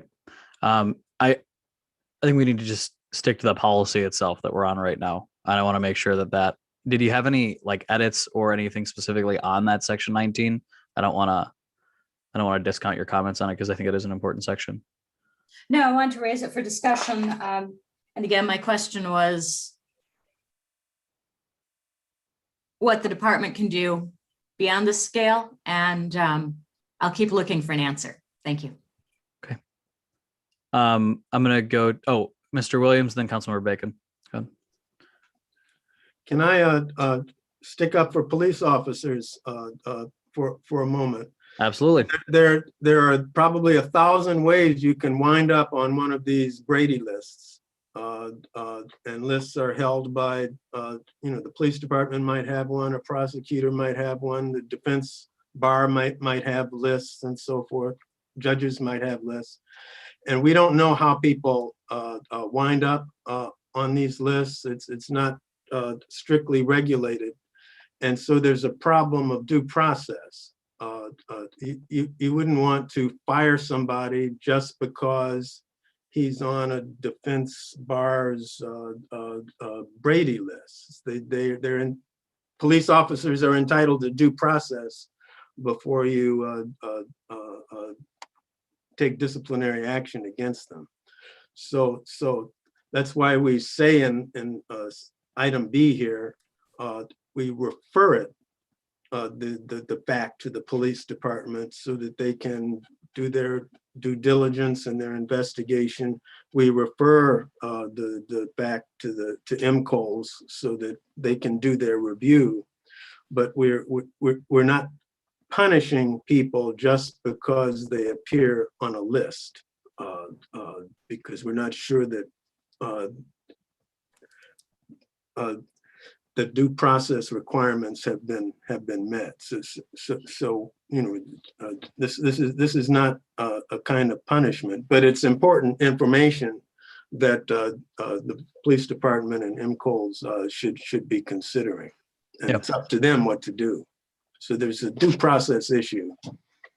Yeah, that makes a lot of sense. Thank you for your thoughts on that, Councilmember Bacon. Yeah, this question might be for George, Mr. Johannes. as far as there were many individuals. I was reviewing the applicants for the study commission, and it was kind of a who's who and the people who are on the commission. As we move forward, will we need a completely new application process? Can we vet the original lists of the people going through that, or are we back at square one as far as that goes, or is there rules around that vetting process? I think it's really up to council, but you probably want to send something to people who expressed interest and let them know that there's a permanent commission. Someone who served on the original commission because it was time limited may not be interested in serving on the full commission because it's a years long commitment. But certainly it's up to council. It's more of a marketing thing. Do you want us to reach out to those people? We can do that, post it, available for everyone like any board and commission, advertise it. But we can proceed how council would, but I don't think that there's a requirement specifically about how we're posting vacancies, but we could do anything to reach out to people, including the people who expressed interest in the temporary commission. Yeah, that'd be yes and yes. I just wanted to make sure we weren't creating some type of discrepancy by doing one for one group and one for the other. So yeah, that'd be yes, because there's quite a few people I know that were really close to the original process and have reached out throughout the process that would probably still be interested. So Fully agree. Thank you. Councilmember Babcock, go ahead. Thank you. To members of the commission, following up with section 19 and the Brady lists and the recommendation to MCOLs or alerting MCOLs, would you consider the same adding language, or would council members consider adding language for commission may investigate under an early warning system that some departments have, which are where peers express concerns about other officers? I'll ask that one first. Did you consider that? Was that part of your discussion?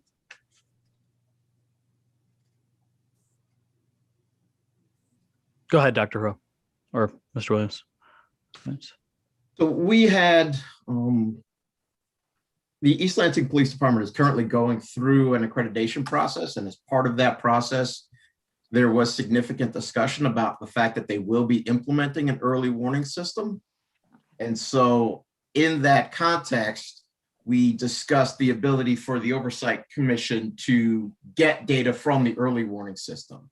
And so we sort of viewed those as in tandem, that any information that we would be getting from, that the eventual body would be getting from the system when it is implemented by ELPD would be one of those avenues by which we might look at, what the data is telling us about police behavior. I think in general, that was partially bifurcated into a discussion about individual officers who are exhibiting patterns of behavior versus patterns or particular issues with policy. And so one of the examples that I always give, for example, is when you're looking at R&O charges, resisting and obstructing, fleeing and eluding, those types of things. We may see a number of those charges come up, and I know that's something that the Ingham County prosecutor has discussed, but those might be either there's an individual officer who has a problem with these issues where people are continually fleeing this officer, or the officer is continually requesting, resisting charges, or it may be a particular part of, like maybe it's particularly a problem in the downtown area between 2:30 and 4:30 a.m. I could certainly envision that being the case. And so those are really two different issues, right? One is how do we respond? And early warning systems are designed to be preemptive. They're designed to identify officers who may be heading towards a pattern of behavior that we want to stop them from getting there. So early warning systems are not designed to be disciplinary whatsoever. They're designed to prevent problems. And that is an individual officer training issue, as opposed to something that might be more geographically based or time-based, which may result in a policy recommendation. Okay.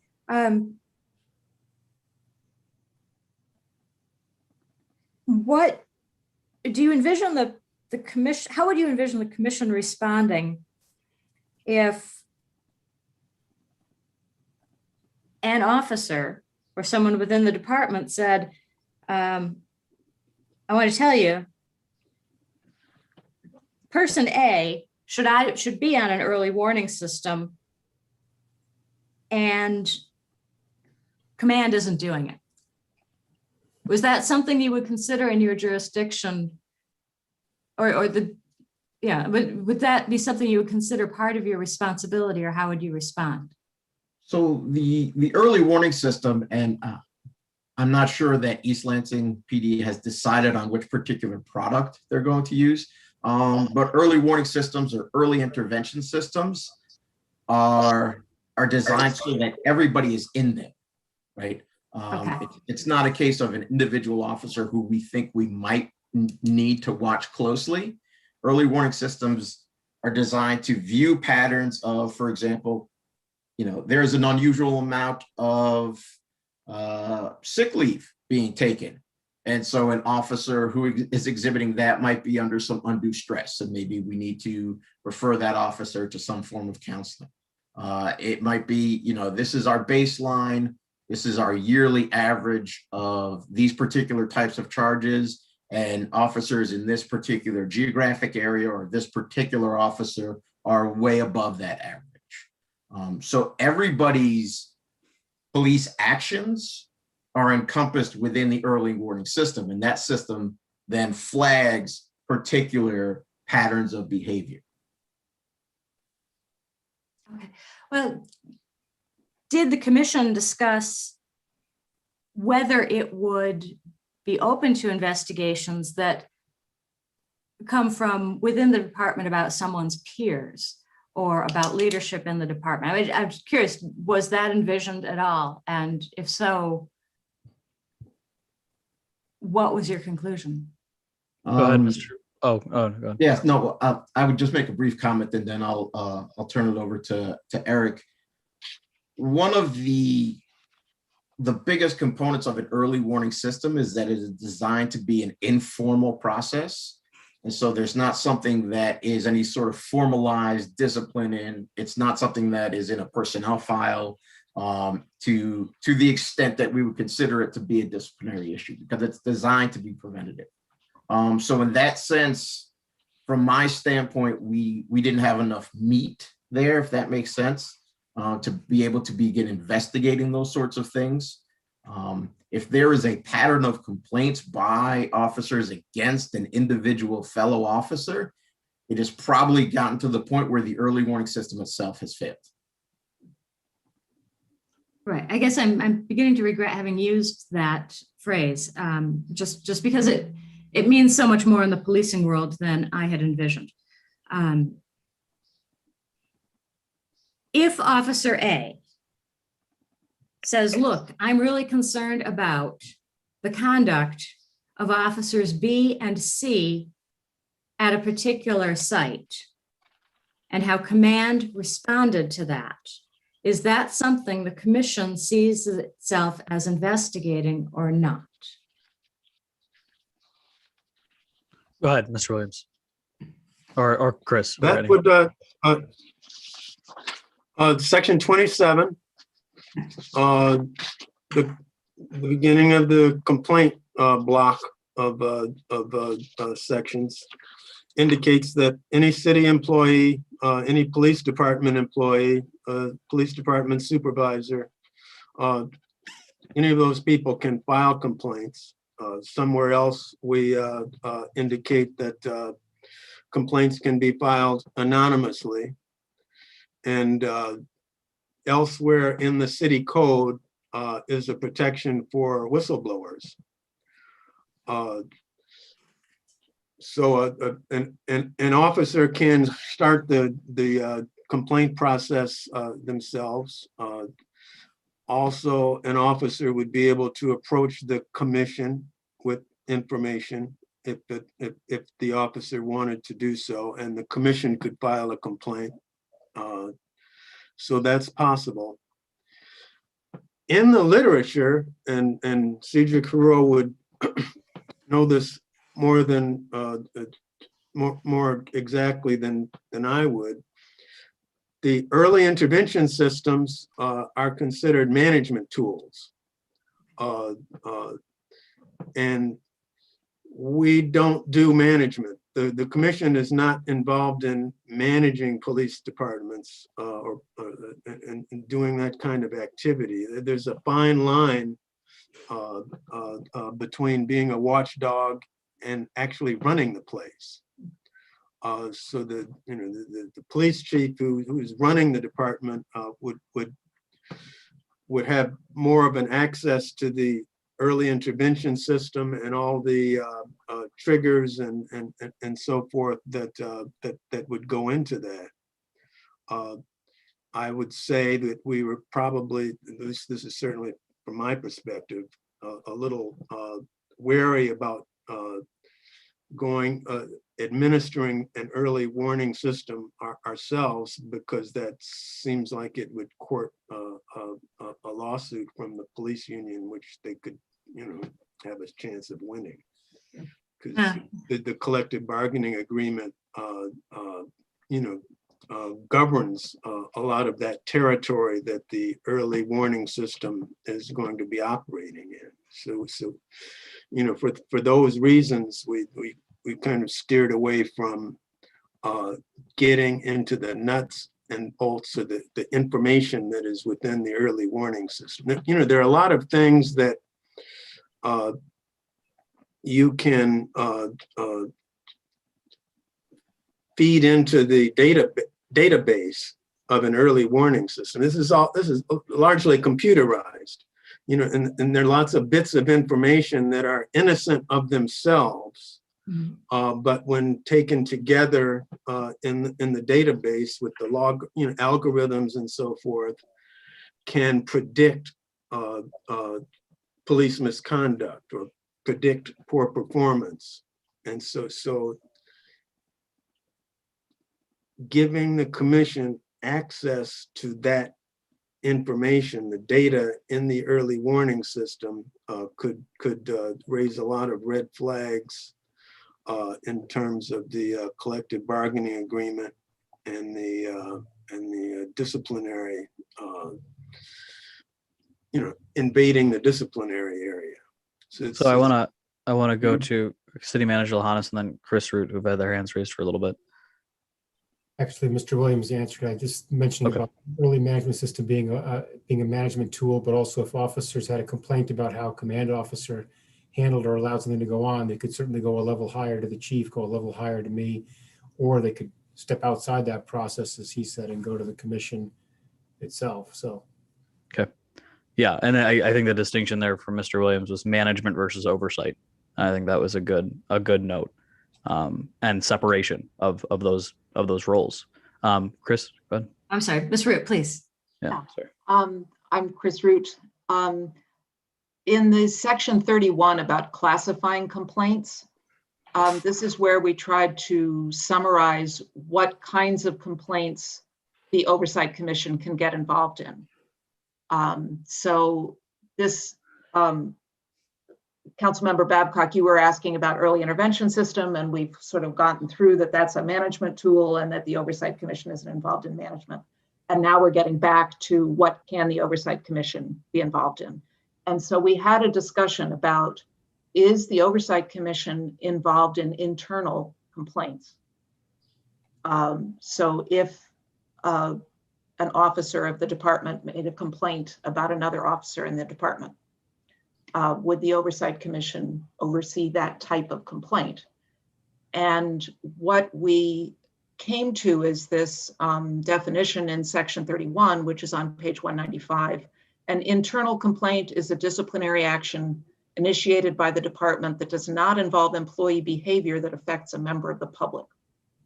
So we set a definition that is not based on where a complaint started, but whether the complaint affects members of the public.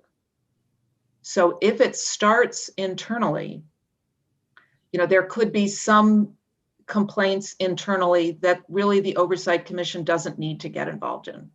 But if there is a complaint that starts internally that affects members of the public, then the Oversight Commission should have an opportunity to look into it and, in the manner set forth in this ordinance. And I would think if there was a very serious concern that someone inside the department had about an officer, that chances are it could be seen as affecting members of the public.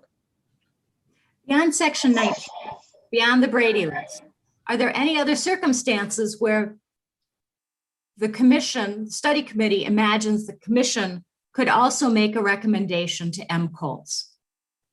Are there other circumstances, other points of findings after an investigation, after it being vetted by the commission, where the commission could make a recommendation to MCOLS, or are we going to leave that strictly within the police department? There is, I'm sorry, I'm going to try and find the item. Maybe complaints.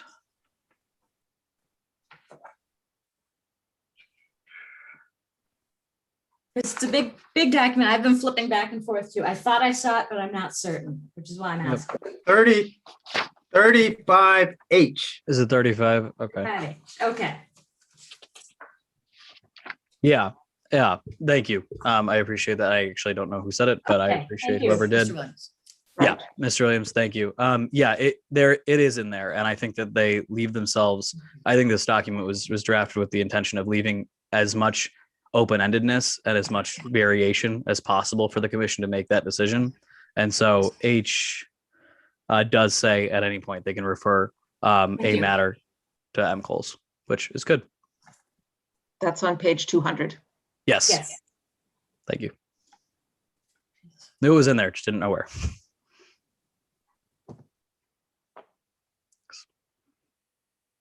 Councilmember Babcock, was that all? Great. Any other member of the council? Questions, items of discussion? I think just as you kind of indicated in your final statements, my concerns are primarily financial. There's a lot of really open-ended financial things in here. And I think, the commission started with a recommended budget, which seems fine, but I think as you rightly pointed out, we really aren't going to know until we get into it. So as long as we leave some sort of doorway for, an additional budget allocation if needed, since the first year is going to obviously be a trial period, finding out kind of how things work. I wouldn't want them to be stymied by running out of money. So we want to have some way to do that. Obviously, we are all quite cognizant of the fact that money is a limited resource. And so we do need to be good stewards of that. But I do think that this work is important enough to keep it funded. So we got to just make sure that we leave a doorway for that. But I'm, as long as we look at this as a trial period, I think that's fine. City manager. Yeah. So I do think that with the budget process council approved, we do have the staffing largely taken care of for supporting the commission, which would probably be the biggest cost, the biggest steady cost for staff support, minutes, postings, all the sorts of things that it would take to support a commission. And that if there are other things, we could certainly come back with a budget amendment during the year. So I think that the staffing support probably is the biggest cost, which is taken care of at this point from what we could project. Yeah, and I just, to the mayor pro tem's point and to city manager's point, I think that section 10, the budget, page 178, kind of does, again, leave it open-ended to the point where it says sufficient financial support. Of course, it outlined that a little bit more in detail in the report, what they imagine that would be, but the fact that it doesn't actually specify the number in the draft ordinance means that really what we're looking at is sufficient financial support, which I think means that we kind of figure it out this year as we go forward, and then that might be something that's a little bit more formal in years to come.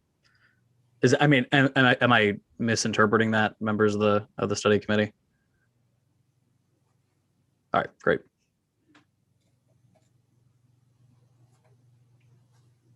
Anybody else on the council have any thoughts?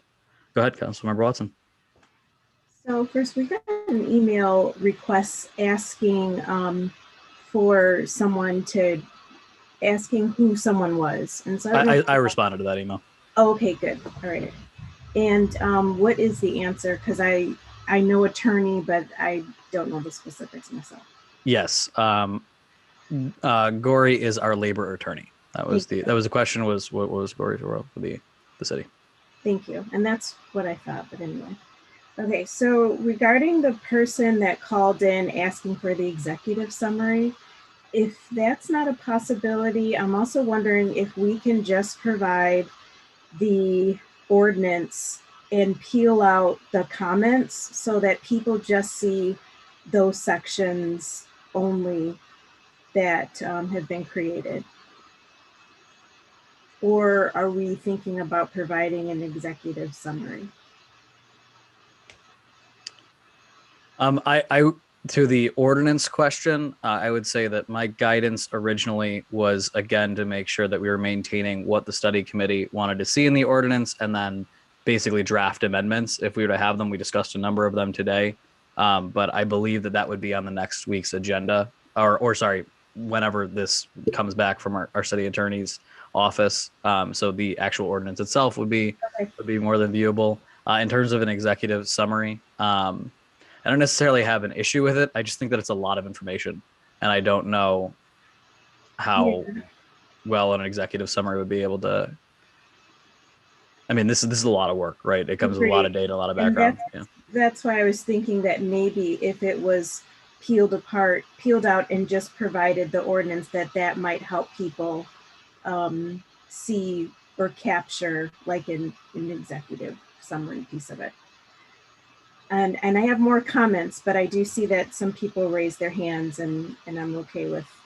No, please feel free to finish your comments, and I'll go to council members after. Okay. So I'm on section 3, which is page 8 or 172. And this is the commission members. And so I'm curious about other city commissions that have opened up their commissions to not just City of East Lansing people. And why maybe it wasn't limited to City of East Lansing or City of Lansing residents. Mayor Pro Tem, or happy to go to somebody. I'll answer that because that was actually my one of my edits in the original study committee resolution.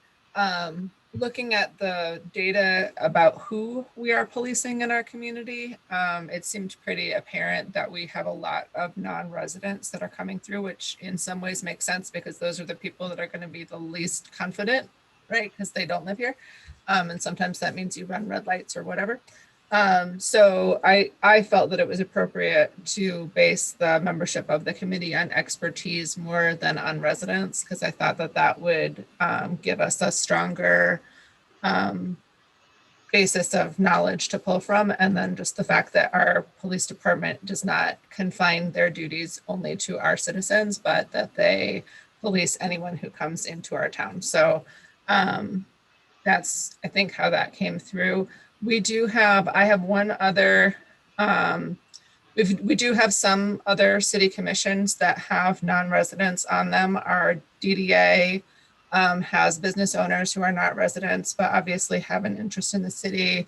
Our art selection panel is based on expertise, not on residency. We have residents on that panel, but we also have non-residents that are experts in art. And then our downtown management board also is made up of business owners who are not necessarily residents.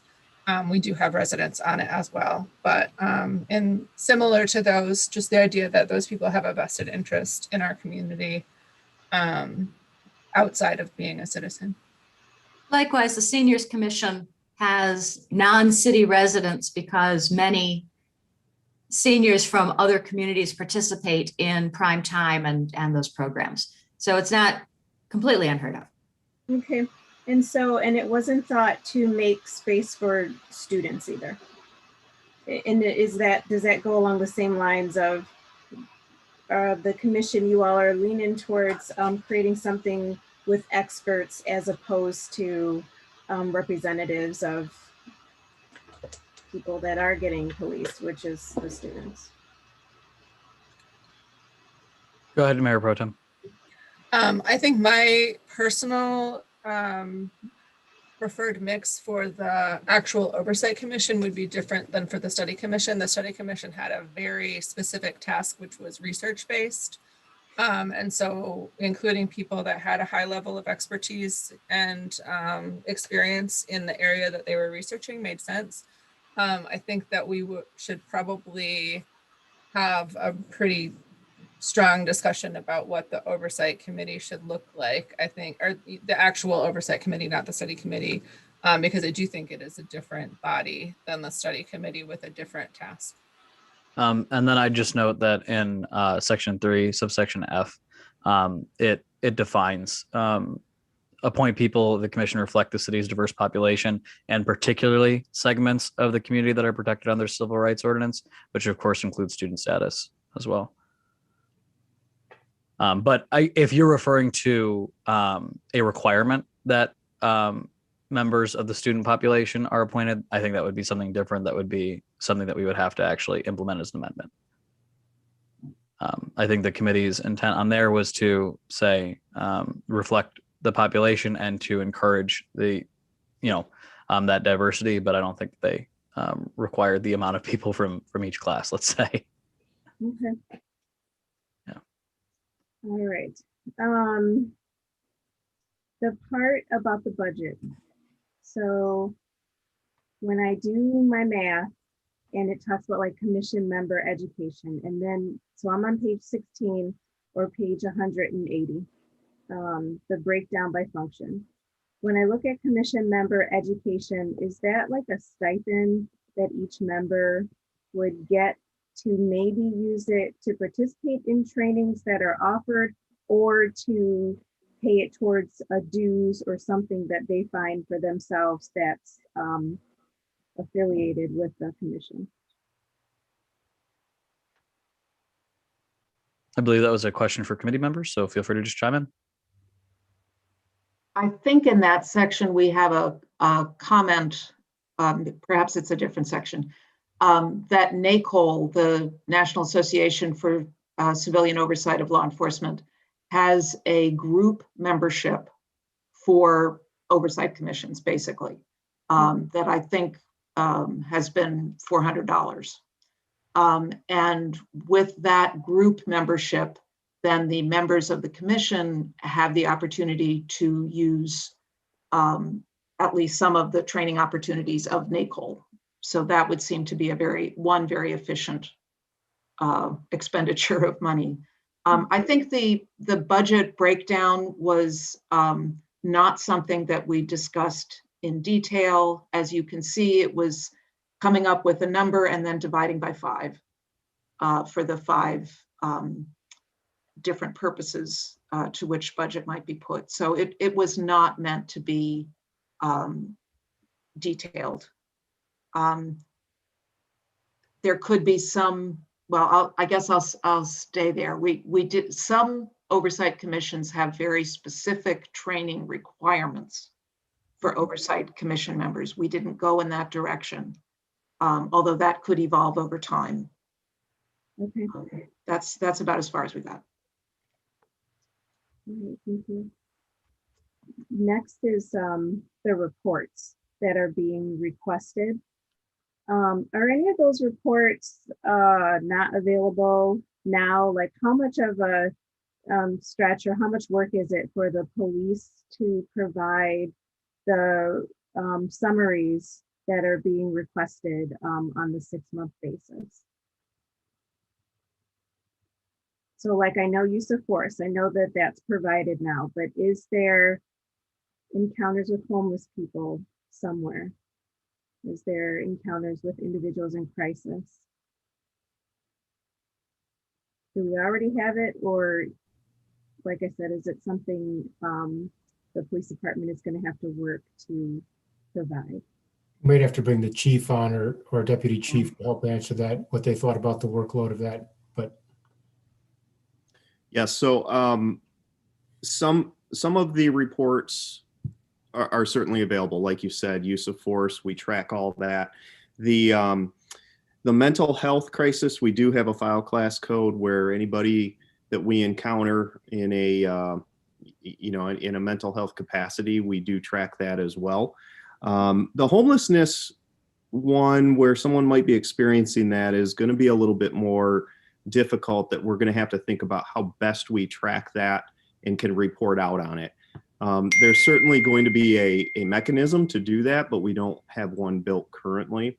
And that's simply because we may encounter somebody that's experiencing homelessness for something other than experiencing homelessness. There might be any number of reasons why we might encounter somebody for that. And so we'll have to discuss internally how we track that. We can certainly build it, but again, it's just not pre-built at this point in time. And the juveniles? The juveniles should be pretty easy to track as well. We might have to work with the state to do some edits to how we can extract that data, but we do track age and any type of status offenses that a juvenile might have encounters with the police on. Okay. My next question is just going along to section 12, and that's the every 4 years, the evaluation. It's my understanding that like the oversight boards is a new thing. And so correct me if I'm wrong with this. And so I think it's interesting to not turn to the group of people and mention that the commissioners will provide some type of evaluation and not make it like an independent, like outside thing. Like, and I think that that's like a trust, like is the person that's evaluating our police oversight board, are they going to know what they're doing? Are they going to present like the correct stuff when we will have a group of commissioners that will be able to provide great feedback on what some barriers were for them in the work that they did, or, what worked or didn't work. So, yeah, just wondering. Yeah, go ahead. I see Chris, I don't know if you have your hand raised. I think one reason we included this in the proposal is that we benefited from reading some external evaluations of oversight commissions in other cities and found them to be very interesting to understand what had been done. And also they often made interesting recommendations about how to make improvements. Almost any outside evaluation is going to involve some kind of communication with the people involved and, maybe an internal evaluation component. But it's pretty clear that quite a number of oversight commissions in other cities have found it valuable to get external evaluation reports. Okay.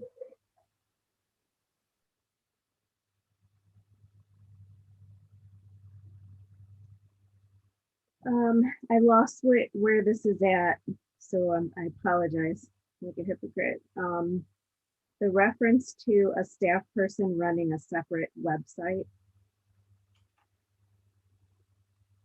What does that mean? Like that means that outside of the City of East Lansing's website would be a separate site, but it would be ran by a staff person.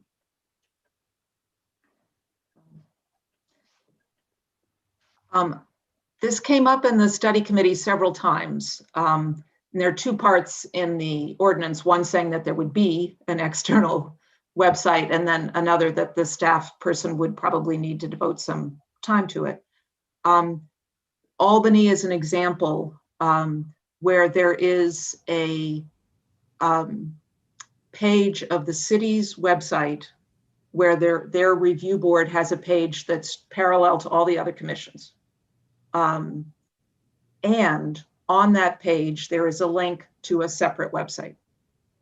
And that website has a different layout, and it's easy to navigate, and you can find reports, for example, of the review board. Okay. I've seen some other cities that do not have a separate website, that only have this, standard template of the city commission. where it is very difficult.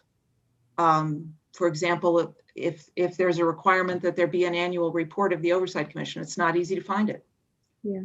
Or if they are supposed to be making reports about complaints, it's very difficult to find it. So we really thought it was quite important to have a website because we think it's very important to make information available to the public. And that just seemed one important way to do that. So it's acknowledging that that takes some time. Thank you. I hear that. And my last comment or question is that for the complaints, where they're filed at, that the Human Rights Commission isn't mentioned. And I just see a lot of intersection with what the Human Rights Commission does and what this commission is going to do. And so I just thought it was interesting that they weren't mentioned. And then I think about, yeah, just go ahead, Christy, do you have a comment? Thank you. This was discussed. And one of the reasons it's not, well, there are two reasons I remember in that conversation. One is people had made an assumption or believed that the HRC had received complaints so far. And in fact, that hadn't been the case. There was a discussion about doing so. It may have been while you were on that commission. There was a suggestion from the police department that the HRC be another way people could give a complaint to the city. And the HRC didn't act on that. So that hasn't in fact been something that people are familiar with already that has been happening. The other reason is it seemed that it might be quite complicated if several public bodies could receive complaints, because what that really means is that any member of that body, somebody might think, well, I can give a complaint to, you know, a member of the HRC or a member of the Oversight Commission, and you're ending up talking about like 20 people. How are you going to be absolutely sure that all those people are trained to know what to do if they get a complaint, where it goes, what they should do with that copy, how to make sure it gets handled efficiently? And so we actually thought it's important to have multiple ways and multiple places to make complaints, but not to all of a sudden open it up to dozens of people, dozens of individuals. I get it. And the last thing is I also remember on HRC, how the person knows that they can even file a complaint or where they can file a complaint at. And so is this something the commission will address, or is this something that's been addressed? Part of communicating with the public is making the complaint process much more publicly known. Good. That's something that many oversight commissions spend a lot of effort on. You know, creating a brochure, going to community meetings, putting it up on the website, putting it on social media. In Ann Arbor, they got an agreement from the bus system to put an ad in the buses about how to make a complaint. I mean, yes, it would be the Oversight Commission's responsibility to make that better known in the community. So you could end up with more complaints for a while than we've been getting. And that could actually be a sign of success rather than failure. And I remember us even talking about the police departments, that it's available on the ticket or in whatever information, or that it's something that's spoken to the person that you may file complaints, or that they're directly provided that information as well. Thank you. Thank you. I apologize, Councilmember Babcock, you did have your hand up. You can go ahead. All right. I kind of have a question that kind of goes off of what Councilmember Watson had said before in regards to the HRC. Well, I do truly believe that these commissions have separate goals and separate entities. Was the conversation ever there about having a member of the HRC be a liaison to this commission, or to have one member kind of splitting times between the two? Or is that really not part of the discussion? Yeah, go ahead.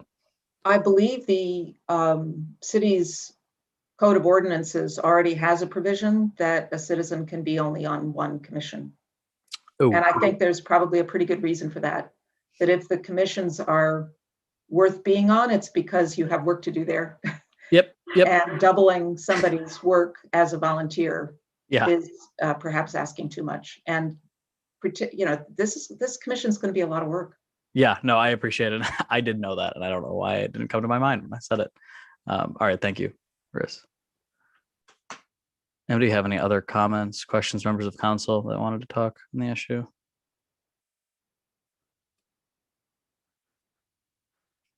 All righty, then I'm going to try and wrap us up here. I want to appreciate the amount of work that went into this. I want to appreciate everybody that stuck with us tonight. Deputy Chief Gonzalez, Chris Root, Dr. Haro, Eric Williams, Laura Genovich, Corey Sachatal, and all of the work from staff members and folks that put in. As I have said time and time again, I want to make sure that this is as close as we can to the study committee's recommendation. I think that we hashed out a number of issues today that related to process, some logistical questions, but from my understanding of this council and really where we're coming from, and especially with the help of our committee members, even with some minor changes here or there, we're still going to be pushing something with the full intentions of the study committee, which I think is the goal of this council, which is important because not only are we respecting the work that went into it, but the work that went into it was done very well. So I think that needs to be acknowledged, and I'm glad to be on the council that's going to push this. So Ms. Genovich, if I could ask you kind of a timeline for when we might see this back on the council agenda, keeping in mind we have a meeting next week, and then I believe we have a meeting in July on the 13th. Is that correct? I think that's correct based on what I saw on the city's website, if I'm not mistaken. So if I understand the scope of what council is looking for from our office, I'm going to make the changes that council kind of reached a consensus on in the discussion tonight, specifically with respect to that mediation process and putting on the complaint form, providing that flexibility, clarifying that it applies to all complaints where a citizen is involved with a complaint against an individual officer. We're going to address going into closed session for the commission to receive some of that information when it's appropriate and lawful to do so, clarify that the city council is the final decider for those decisions, and clear up that language about the subpoena power by adding the charter provision to section 35B. Sorry to throw all that out there, but that's what I had in my notes. And I think that summed up, which really is not that many changes, frankly, in terms of where we're at. So the other thing we're going to do is kind of what I think, I can't remember which council member mentioned, of putting it just in the ordinance form without the comments, because of course, if and when council adopts it, it will be without the comments. So we're going to take the substance of it and do that. That's a long preamble to say, I think we can have this for your meeting next week. Okay.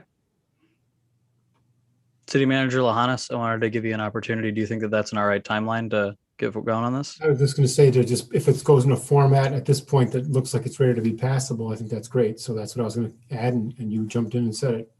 So great. All righty. Well, then hopefully we'll see this ordinance next week. I appreciate our city attorney's office working on that. And then again, in terms of those draft amendments, I would ask for an original version. So the original version that the study committee had recommended, and then a version with these amendments, just so that way we can track kind of where those amendments came in. And that way we can just be respectful of the study committee's original recommendation.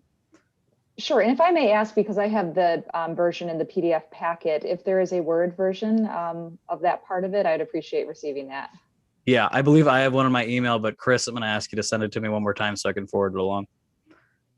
Great. Great. And I'll share that with the full council too, just to make sure. Great. Thank you all for being with us today. That was our, go ahead, Councilmember Babcock. All right. Thanks everybody for being with us here today. This is important work. This is historic work within the city of East Lansing. I appreciate everybody's effort on this. We are leading East Lansing to a much brighter future, and this is a small step in the right direction, but a very significant one. I am very, very proud to be on this council. I'm proud of this community, and I'm proud of this staff because this is a big deal. So thanks everybody. We are adjourned. Good night. My Queen Elizabeth.